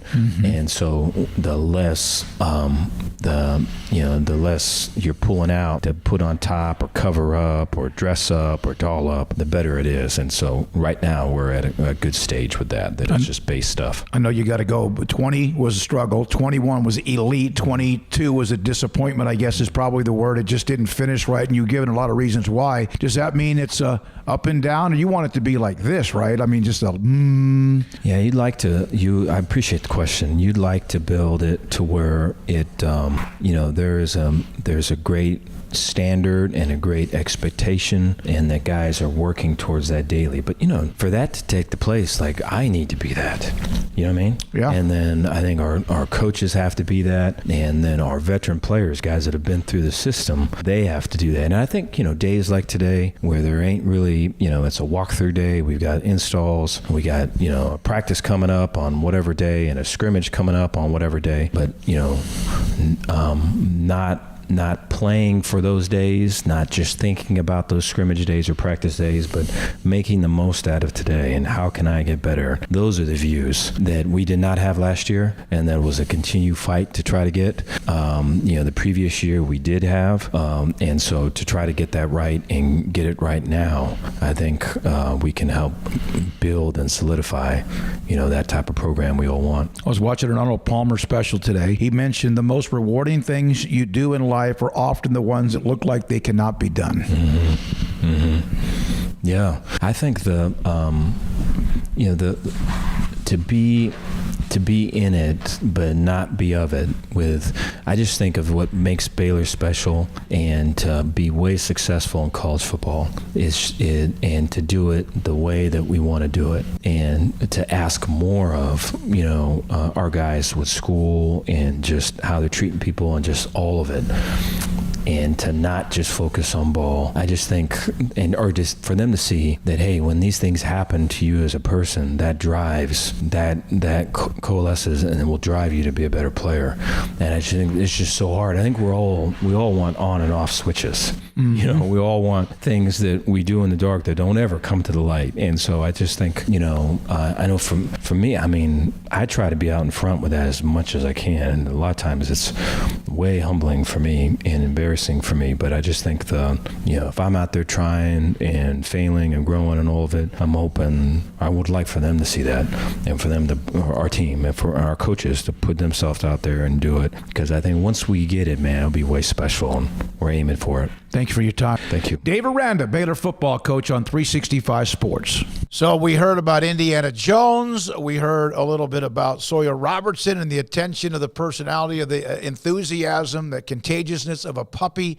It's always something with Dave Aranda. We appreciate his time. Thanks to Brent Ingram for allowing us to have that opportunity, allowing me to have the opportunity to interview Coach Aranda.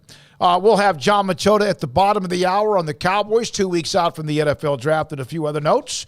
This is 365 Sports. Right now, Waco Custom Marketplace, 425 Lake Air Drive. They go from what they had available for Easter that fit the week to what they have now for this week. Fresh Atlantic salmon fillets at $14.75 a pound. I'm not really big into fish.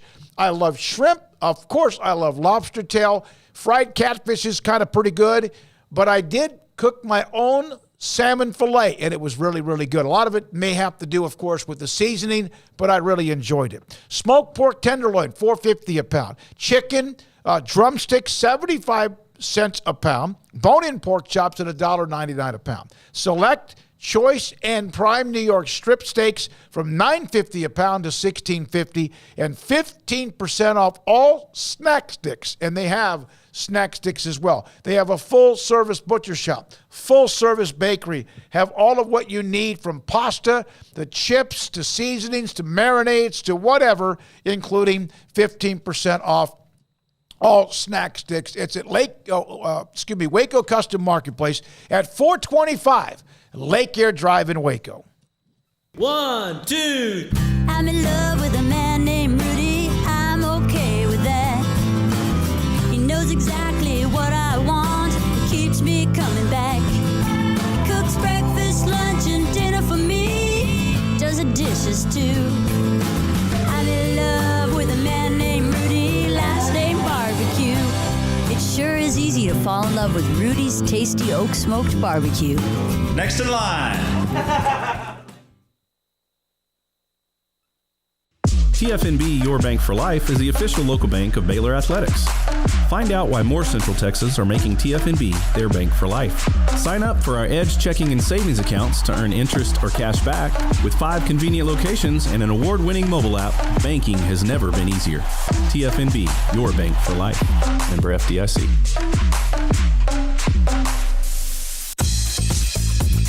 Baylor Scott & White Southwest Sports Medicine and Orthopedics, the team physicians for Baylor Athletics, diagnosing and treating all sports-related injuries, including concussions. These specialists also provide orthopedic services for athletes and non-athletes alike, whether it's knee or shoulder pain, a wrist injury, orthopedic spine care, and even an arthritis and total joint clinic. Trust the doctors Baylor Athletics trust. Baylor Scott & White Southwest Sports Medicine and Orthopedics wants to get you back in the game.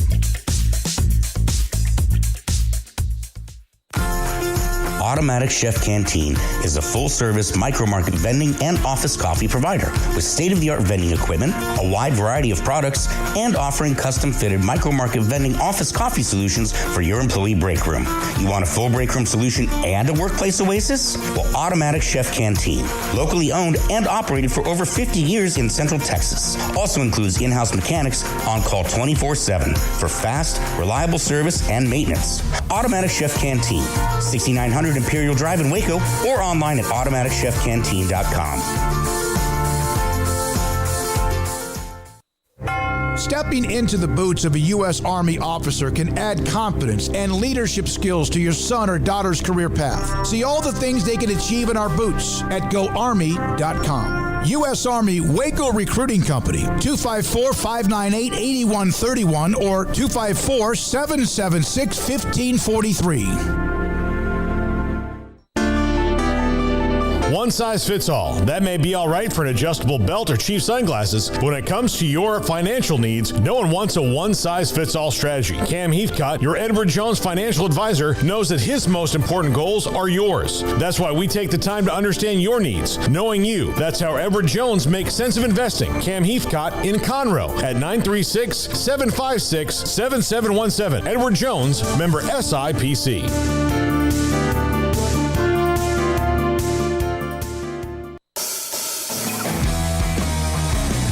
Welcome back to 365 Sports, powered by Sikkim365.com. It's time for our weekly segment with John Machota of The Athletic, brought to you by Pioneer Steel and Pipe, where customer service is their main focus, and best in metal, steel, and pipe for large or small projects, with 2 locations in Waco and Bryan. Family owned and operated since 1943. John Machota, theathletic.com. Cowboys in the NFL. The draft is 2 weeks from tomorrow. He joins us on 365 Sports on Wednesdays. John, thanks for your time. Was there any at all not backlash, but rumblings about Odell Beckham getting the money he got with Baltimore? Cowboys ended up with Brandon Cooks. Seemed like a fair deal both ways. Your thoughts about OBJ? Yeah, whether they had made the trade for Brandon Cooks or not. So let's just go hypothetically and say they didn't. Let's say they're sitting there right now, and their top 3 receivers on their depth chart are CeeDee Lamb, Michael Gallup, Jalen Tolbert. They still weren't going to give $15 million to Odell Beckham for 1 year. So they were like, when I saw that, and then with the possibility of 18 with incentive. So no, I don't think they were ever going to be a player at that number. And I think as we see things unfold, whether it be the draft or whatever happens with DeAndre Hopkins, I think the Brandon Cooks deal is going to end up looking like an even better one. They got that taken care of now. I think they're done with wide receiver in terms of free agency. They could still draft one at 26 or anywhere else in the draft, but I don't see them making any more trades or signing anyone else. And for that price, I don't think they were ever going to give Odell Beckham anything close to that. John, do you have a list in your head of guys that you think that there's no possible way will be there for the Cowboys at 26? Outside of, like, the C.J. Strouds of the world. Yeah. I mean, in a perfect world, you'd love to have, like, a Will Anderson be there from Alabama who, I just don't see any way that he would fall that far. He's probably the best pass rusher in this class. He'll probably go in the top 5. But there's not a lot of, like, automatic ones. I'll say this. I'd be really surprised if one of those top corners, like a Christian Gonzalez or Devin Witherspoon or Joey Porter Jr. were to fall. That would be a no-brainer pick. I mean, they can use another corner if that's the case. Stephon Gilmore is only a 1-year deal, so corner is still something that you could address if one of them were to fall. I only bring up corner because of the fact of, as we sat here, it would have been 3 years ago, I don't think any of us would have thought that Trayvon Diggs would have fallen all the way to the 2nd round. So you just never know with corners, and it's kind of like wide receivers too. Each team has them ranked differently, and so I don't think any of those corners would make it. And I really am starting, speaking of wide receiver, I'm having my doubts about Jackson Smith and Jigba falling all the way to 26. I think that there could be their 2nd or 3rd best wide receiver on the board, but I'm just getting more and more the sense that Jackson Smith and Jigba from Ohio State is kind of becoming the consensus number 1 wide receiver and the clear-cut, first-round graded guy. With that being the case, I can't see that guy falling past 20. And so, but I'm telling you what, outside of that, man, like even if you told me Nolan Smith fell, the edge rusher from Georgia, I wouldn't be completely stunned. Bijan Robinson, if he was to fall, I mean, I think it's unlikely, but I don't think you can 100% rule it out. So there could be some great options. The Cowboys could be sitting there at 26, available to take a player that they really didn't think would be there at 15. I mean, you just never really know. Do you sense that the Bijan Robinson fantasy has fizzled a little bit for the fan base and just in general, given that, I don't know, every mock draft you look at now, or at least the ones that I've seen, he's looking at like a top 10 type of a guy. Has that kind of cooled off a little bit? Yeah, it has. I mean, he's become really the clear consensus top player outside of, whatever you would look at like the quarterback edge rusher types like that, so when you have an offensive weapon like that, it just makes it hard to believe that he would fall past 25 teams picking and then fall all the way to the Cowboys. I just think that a team that running back might not be one of their biggest needs, who, let's say, was sitting there at 15 to 20 range, is going to, I could see taking him just because the value is too great. And so for him to fall all the way to 26 seems unlikely, but I'll tell you this, if he gets to, I would say 14 or 15, from that point on, anytime his name is mentioned, it'll be, man, what if he falls to the Cowboys? What if he falls to the Cowboys? Because I think if he was there at 26, everybody would be stunned if the Cowboys passed on him. John, if the Cowboys do draft a cornerback early, or a second, third, like say it could be Keely Ringo or Jalen Jones from A&M, Julius Brents from Kansas State seems to be like a total Dan Quinn, cornerback, tall, long, quick, and does all those things. Would there be a chance that, say, on day 3 that Kelvin Joseph gets spun off for a 6th or 7th round pick? That's a good question. I'm doing a mailbag right now for tomorrow morning with The Athletic, and someone asked me in there about, what are the chances they just part ways with Kelvin Joseph this offseason? I'll say that I think that he would have to do something to really mess up, whether it be off the field, behind the scenes, tick off a coach or something like that. If he's showing up all the time and he's, doing everything the coaching staff asks of him, I think he'll still be around because even if he doesn't play a ton of defense, they really love what he can do in regards to special teams. It's the off the field stuff with him that, and maybe not progressing as much as they would have hoped as a defender, that, those things give you pause. And if they were to take a corner in the 1st or 2nd round, yeah, I think it's possible they can move on from him. But if he's doing all the right things, I just think the Cowboys give him one more season. Have the trades they've made, which have been able to fill some gaps and maybe even holes and maybe made them better, do those trades that they've made allow them, like some schools, teams that have been so successful in the past, to let the draft come to them no matter what happens? Yeah, for sure. And I think that's where they sit right now. I know myself and probably a lot of other people that follow the team would probably say, man, left guard looks like something you might want to address pretty early, but they seem to feel like they have answers there.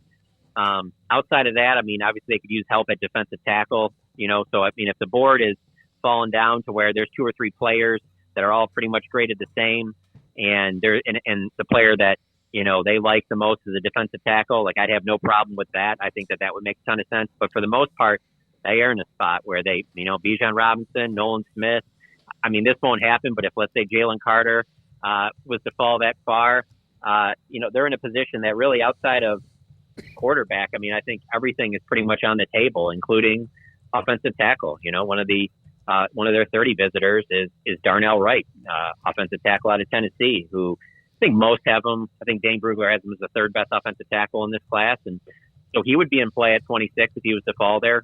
Dane's got him ranked, let me see, he's got him ranked 24th in this class. So 26, that's a possibility. I think there'd be some people that rolled their eyes at that and be like, are they really taking an offensive tackle back-to-back years? But Darnell Wright can play right tackle, and he can also play some guard. So maybe that would be your answer there. So they have a lot of options, and that's a good spot to be in. John, what have you gleaned from some of the Dallas Day visitors and some of the 30 visitors? Yeah, I'd say some of the recent ones are ones that have kind of, like I mentioned, Darnell Wright. That one I found was kind of interesting. I keep going back to really the Zay Flowers one, just because I understand that he's a wide receiver that a lot of teams like, but at 5'9", I just have my doubts that the Cowboys would take a smaller receiver like that in the 1st round. Could they take him in the 2nd? Sure. If the Cowboys somehow traded out of the 1st round and they were picking early in the 2nd, could they take Zay Flowers? Yeah, that's possible.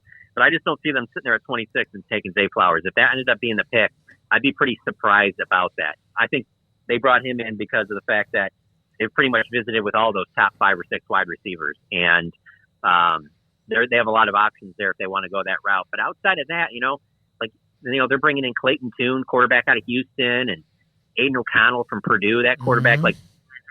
They're not guys that you're not taking a quarterback in the first 4 or 5 rounds. But hey, if one of these guys are there in the 6th or 7th, that kind of makes sense. But outside of that, only other name I'd say is maybe Drew Sanders, the linebacker out of Arkansas, only because he seems like he's a 1st round guy. Another one of those that probably has no chance of falling to the Cowboys in the 2nd. And if he doesn't offer a decent amount of pass rush, I don't know why you would take an off the ball linebacker at 26. Off the ball linebacker is something that needs to be addressed. But I think you can do that in the 3rd or 4th round. There's a guy named Jake Witt. I bring this up. It's very random. He's from Northern Michigan. We're going to have him on the show next week because we have an NFL scout-type guy that's going to line us up with some interviews the last couple of weeks. He's the one that's a big offensive tackle that ran a 4.840. How many of those stories have you heard about, not so much that one, but those kind of unique stories within the Cowboys organization? Yeah, you definitely hear them.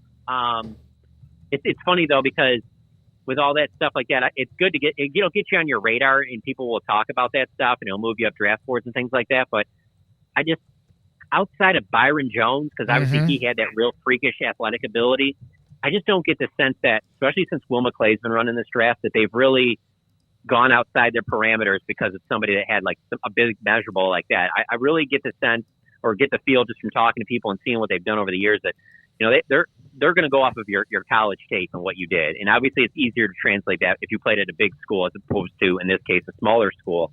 And so that always makes it tough to project. But hey, a measurable like that will jump out. It'll get you on somebody's board. I just don't know if a measurable alone will get you taken very high. You know, I mean, Byron Jones is really the only one I can think of recently that had all those measurables where you're like, yeah, he doesn't have a ton of interceptions, but he's got all these traits that you think would make him perfect in the NFL. And hey, he's a good NFL player. And now the injury looks like he's done with his NFL career, which obviously is very unfortunate. But you know, there were questions about the ball skills when he was coming out, and then when he played for the Cowboys, he was a good corner, good player for 5 years. But there were questions about the ball skills when he was playing corner for the Cowboys. John, if you were a betting man, who do you think the Panthers are taking at 1? Bryce Young. I just think at the end of the day, he's the better player. I like his tape more. I like when I've watched him. Now, of course, with both him and C.J. Stroud, because I think it'll be one of those two, they're both on teams where, hey, there's a lot of talent around them. And they're going to go to a team that, yeah, it's going to be one of the worst teams in the NFL. And I get that, you know, Stroud's a little bit bigger and he checks off a lot of more of those boxes. And Bryce Young's a little bit smaller and you worry about him holding up and things like that. But Bryce Young, and I hate to sound cliche, but he's just a gamer. And in big moments, he just shows up big. And to me, I really like a guy like that. Now, I will say this in full disclosure, a lot of the same things I'm saying there, I felt the exact same way about Tua. And when Tua's healthy, I think he's a good NFL quarterback. But also, there were the injury concerns coming out of Alabama. He had the it factor there too. But now he's having a hard time staying healthy. And so I get the concerns. If you don't want to take Bryce Young because of the size, then I think it'll be C.J. Stroud. But if it's me, I'm rolling my dice with Bryce Young. John, thank you very much. It is 2 weeks from tomorrow, the NFL Draft. John Machota, theathletic.com, with us on 365 Sports from the opening thoughts about Odell Beckham and Baltimore and what that means. We've had a couple. John McClain's discussed it. David Hellman's discussed it. And also now John Machota has discussed it. A couple of notes. There's one or two stories I want to get to so we don't carry them over into the next week. I've had them for our next day. The Boston Bruins. We are your home for NHL hockey. Boston Bruins are now the most successful regular season team in the history of the league, both in single season wins and also in points scored based on wins and also games in overtime. They broke the record of the 1976-77 Montreal Canadiens. They have 133 points. Canadiens had 132. They also have 63 wins, breaking a two-way tie with the Detroit Red Wings with the mid-90s and also the Tampa Bay Lightning of 18 and 19. They broke both overall wins and total points in a season. That record is now theirs.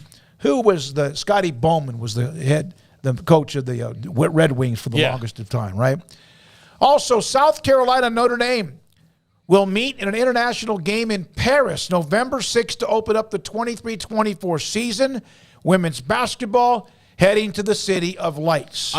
I knew I'd heard this story, and then for a second I thought you were talking about football, and I went, whoa. Like, I could not imagine French people getting excited about American college football. American anything. Yeah. But, or anything, forget American, anything non-French. Yeah. I looked at, you know, just could not, just people up there and smoking go, what is going on? That's interesting. I mean, I'm curious to see what the turnout is for women's basketball in Paris, but you've got a couple big programs there. Big name with Notre Dame, obviously with South Carolina. So, obviously they love their basketball over in Europe. So, that's an interesting idea, and that'll be cool to see that.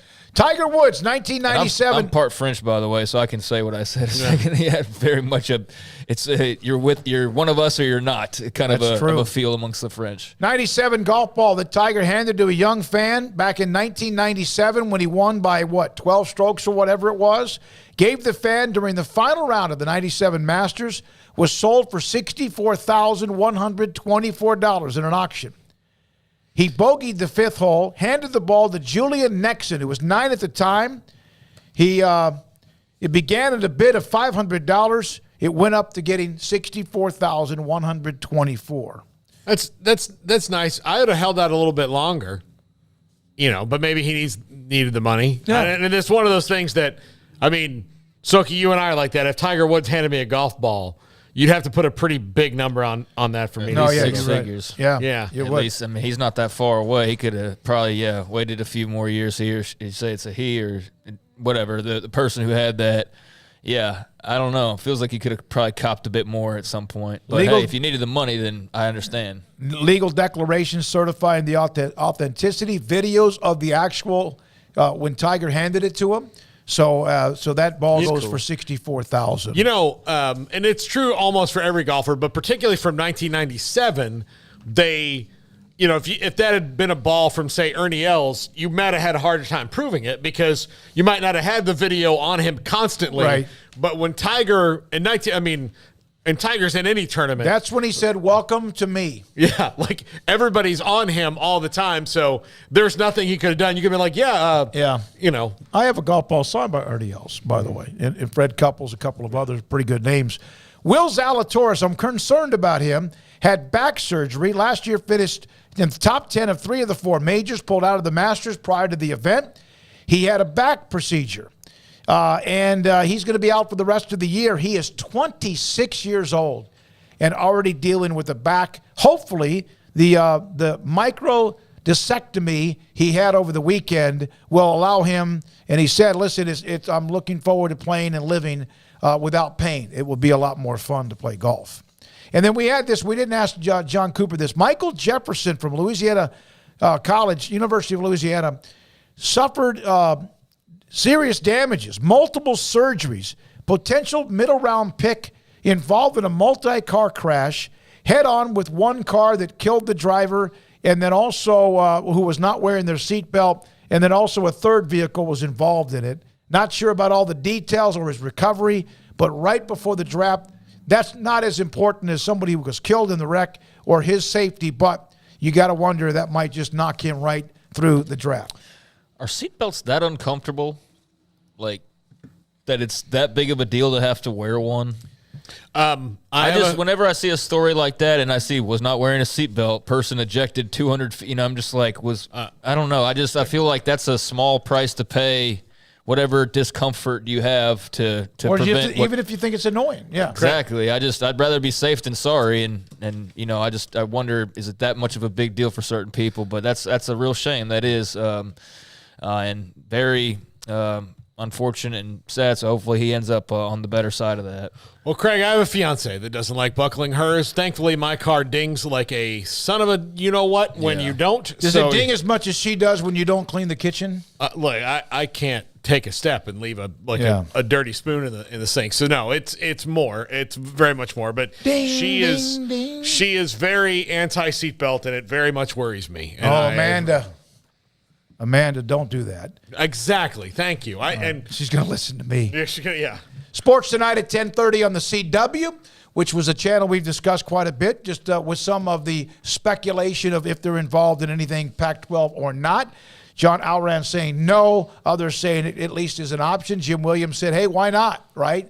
If they're looking for some sort of linear. When we come back. Just one thing on that real quick. I saw a tweet from Bob Thompson earlier today because yesterday we were talking and, he brought up the reports that were out there and he was saying how, basically everybody's talked to the Pac-12 at this point, and you could have, everything that is involved in the realignment discussions, you can take that however you want to take that, but he did clarify on that and was saying that he's not suggesting that there's people banging at the door, but it's just that when you've gone as long as they have into the process, his point was you've talked to everybody. So, they've talked to the CW. Yeah, they've probably sent an email to Ion or vice versa or, texted with PBS or, whatever links they've gone to. Name a network that would possibly show their games, and they've probably talked to him at this point. So I had initially read his first tweet a little bit differently than that, thought it was suggesting that perhaps there was a little more gas to the fervor for the Pac-12, and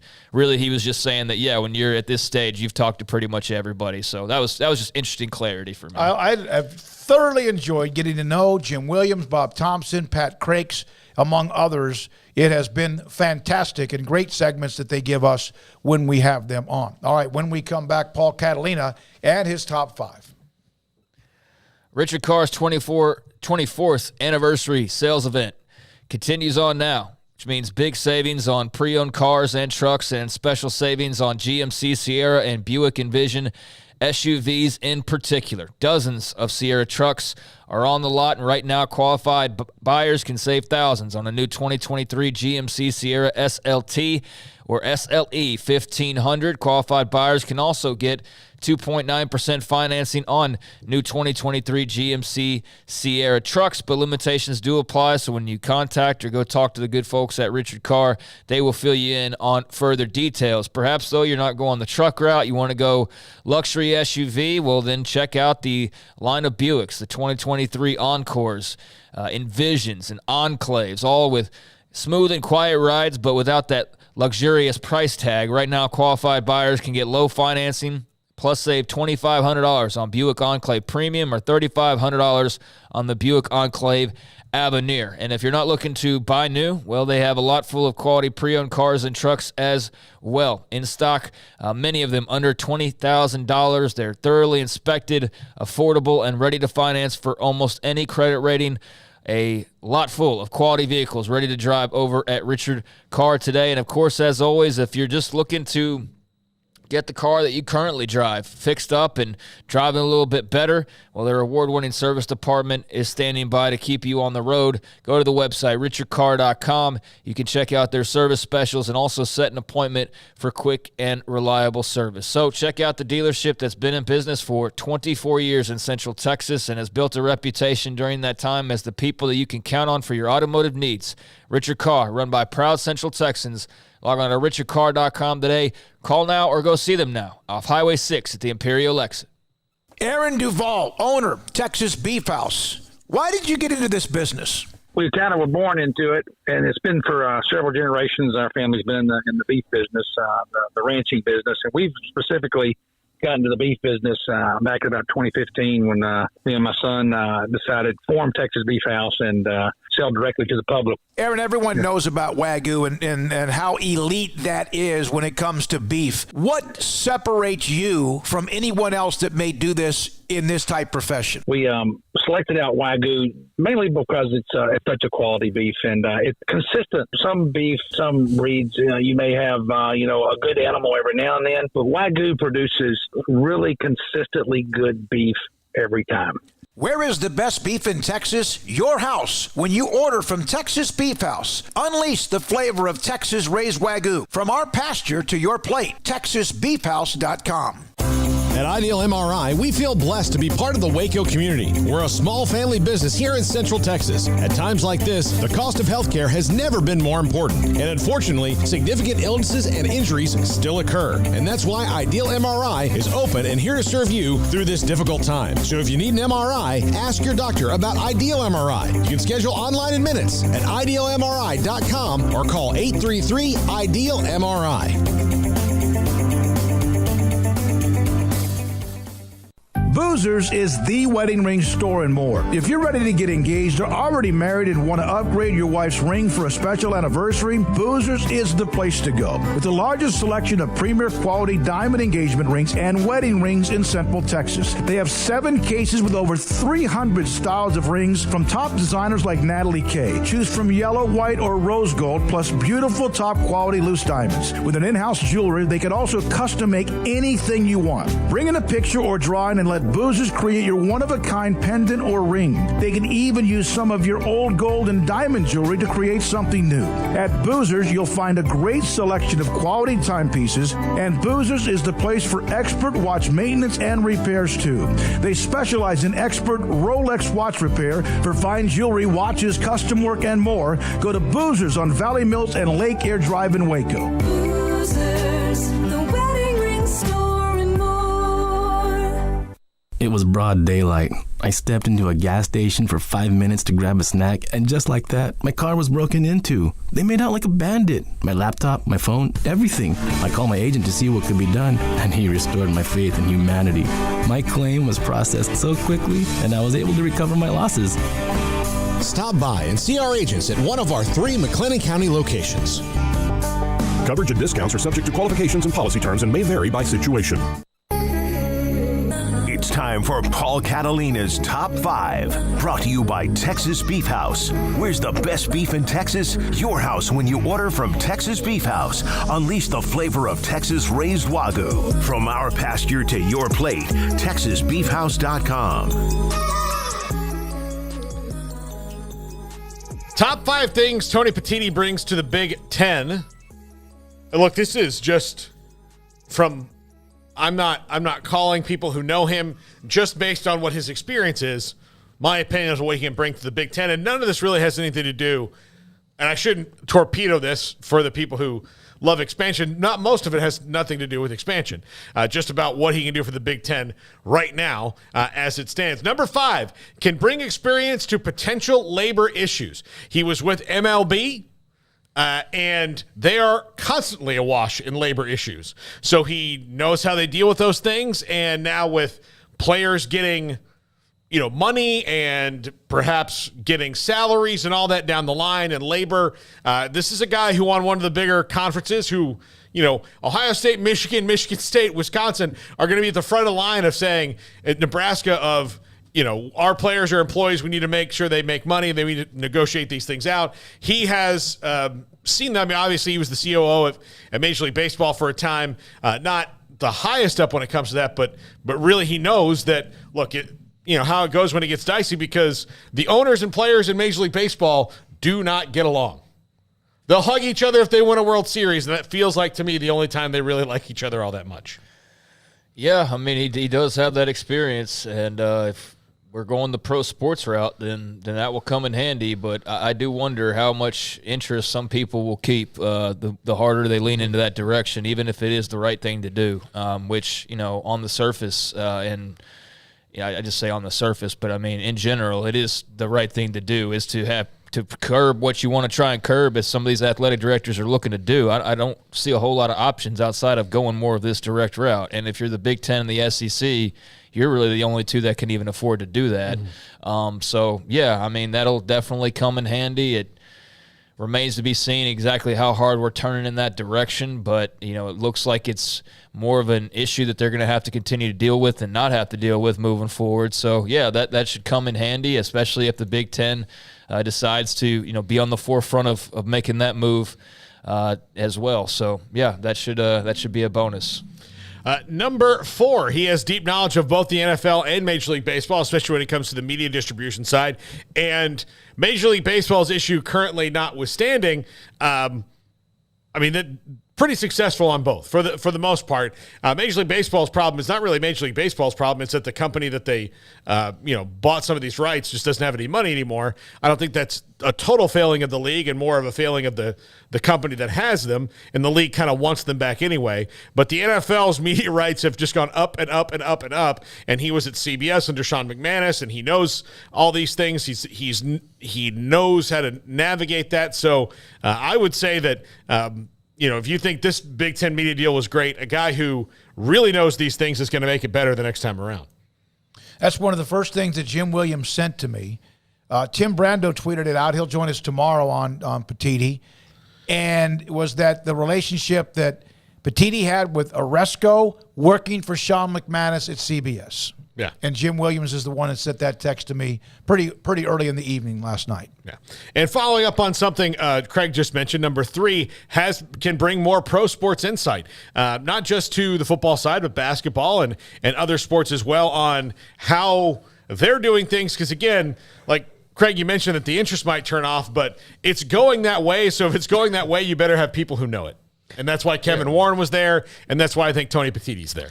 And I'm not speaking about Big Ten or SEC fans. I'm speaking about everybody else that gets sick and tired of the gap that's being created. I understand, like, you don't want it to be different than do something about it, but it's not like you can like change 100 years of history and the foundations of college athletics. I mean, yeah, would do that if it was, feasible, but given the history of the entire enterprise, it's not really something you can just do overnight. So yeah, I'm more or less thinking about how does, your non-SEC or Big Ten fan feel about things moving forward. We talk at length about the waning interest in certain sectors like the Pac-12, for example, and how all in is everybody in that regard. But yeah, I mean, for the Big Ten, which is the only thing that he has to worry about, they are potentially and probably moving more in that direction. So yeah, I absolutely think that being on his resume was a huge part of, along with the dealings with pro athletes, with labor relations, all that streaming function or the TV function, streaming aspect of that, all that stuff that pro sports is doing right now and they're making money off of, he's been involved with, and you can go ahead and just say, like, yeah, all of those things are going to matter to the Big Ten for sure. Yeah, absolutely. Number 2, he can enhance the Big Ten network. I have not watched a lot of CBS Sportsnet, and he was there, but I do watch a lot of the MLB Network, and I think it's very well done.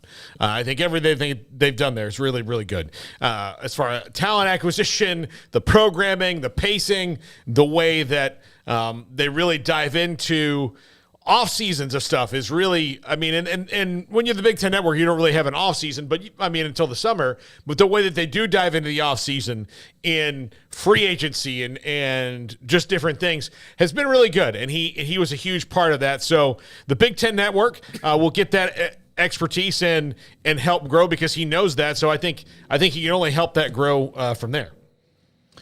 I've watched the Big Ten Network before because Nebraska, even though they aren't very good. I think they do a good job. I think they do a good job. I just think, you can always be better. And as the media rights revolve around your individual conference and your network even more, enhancing the value of that's only going to help you. Yep. Go ahead, Craig. No, yeah, I mean, I'm sure, we've been talking quite a bit about the Pac-12 TV deal and the streaming future of college sports and all of that. I would imagine that if you're the Big Ten and you're a fan of the Big Ten, probably an area that you can look towards having the solid foundation of the Big Ten network. They clearly maximize that. I would imagine they're going to look to maximize that even more as much as possible. And I would think that if there was going to be any entities that successfully break through and start to make streaming more of the norm as opposed to just checking it out on Fox, ABC, CBS, it would be a conference who already has all of that, squared away and still has leftover that they can go and play around with in a whole network that's firmly established. And so, yeah, I think that the TV part of this, even though they don't have a deal coming up in the near future, although it's not ACC long, it's coming up again before that, that will probably be a main area of focus, I would think, is how they better utilize how they can further utilize the network. And number 1, he is used to working with difficult power brokers. I would throw the first one out there of being Rob Manfred. It's difficult. MLB owners are difficult. The Major League Baseball players are difficult. He replaced Manfred, right? He took that. He was the COO, but he was yeah. So, but you still had he still had to work with that guy, and I'm sure they had a good working relationship, but he is not popular. Rob Manfred might be the least popular league commissioner. Yeah, I mean, he probably is. I don't know how many people could even name the baseball commissioner, honestly. You know what I mean? But because I don't think he's as out there and up front as a Roger Goodell or Adam Silver. But, yeah, I mean, he's got a reputation as being, not the most favorable guy or not the biggest favorite in the world. But I too wonder, how much of that is just the baseball fan talking or the baseball reporter talking, and when you actually get these people behind the scenes who know them and know people, and they're having these conversations, and it's business, it's not personal. There's a different type of relationship there. It's certainly not going to hurt that he's got experience working with guys that have been deemed difficult. So, yeah, I think that all of that on his resume that you've pointed towards, whether working in the pros, working on TV deals, working with commissioners, COOs, that's all part of the reason why he is the guy getting the call post Kevin Warren. And I'm fascinated to see what he does picking up the ball and running with it, because it is a very unclear future, but the Big Ten is running with the ball, and they've got everything on their side. So I'm curious to see what he does with it. All right, Paul, thank you very much. By the way, Paul Catalina will be doing a podcast about concert series in the Big 12 cities around Here's America. the thing. If you're in the chat room and you're mad about me forgetting your town in your gigantic concert series, I've already addressed it. You were wrong. I was wrong. Okay. I've already addressed it and admitted I was wrong. So you were well off. You were well off. I kind of tried to warn you. I am, yeah. Well, and you look, again, when I said I was wrong, I've now done it like 6 times. So the next person who mentions it to me is going to get my foot straight in their ass. You're one of those guys right now. You're not apologizing. I don't.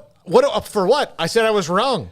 Thank you, Garrett Ross. Appreciate it. Brad Paisley came to your town. Good deal. You're overdoing it now. Yeah. That's usually my job. Also, Jack McKenzie, thanks to our amazing sponsors. Thanks for those of you in the chat room. We answered 2 or 3 of your questions.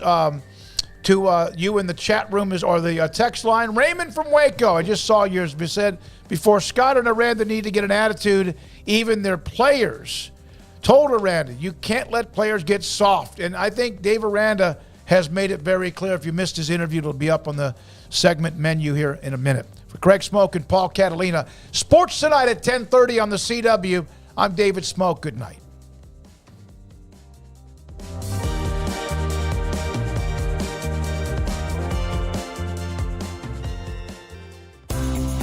Ideal MRI is a small family business right here in Central Texas. We're open to support you while lowering the cost of healthcare bills. When you need an MRI, ask your doctor for an Ideal MRI. Visit us at idealmri.com or call us at 833-IDEAL-MRI.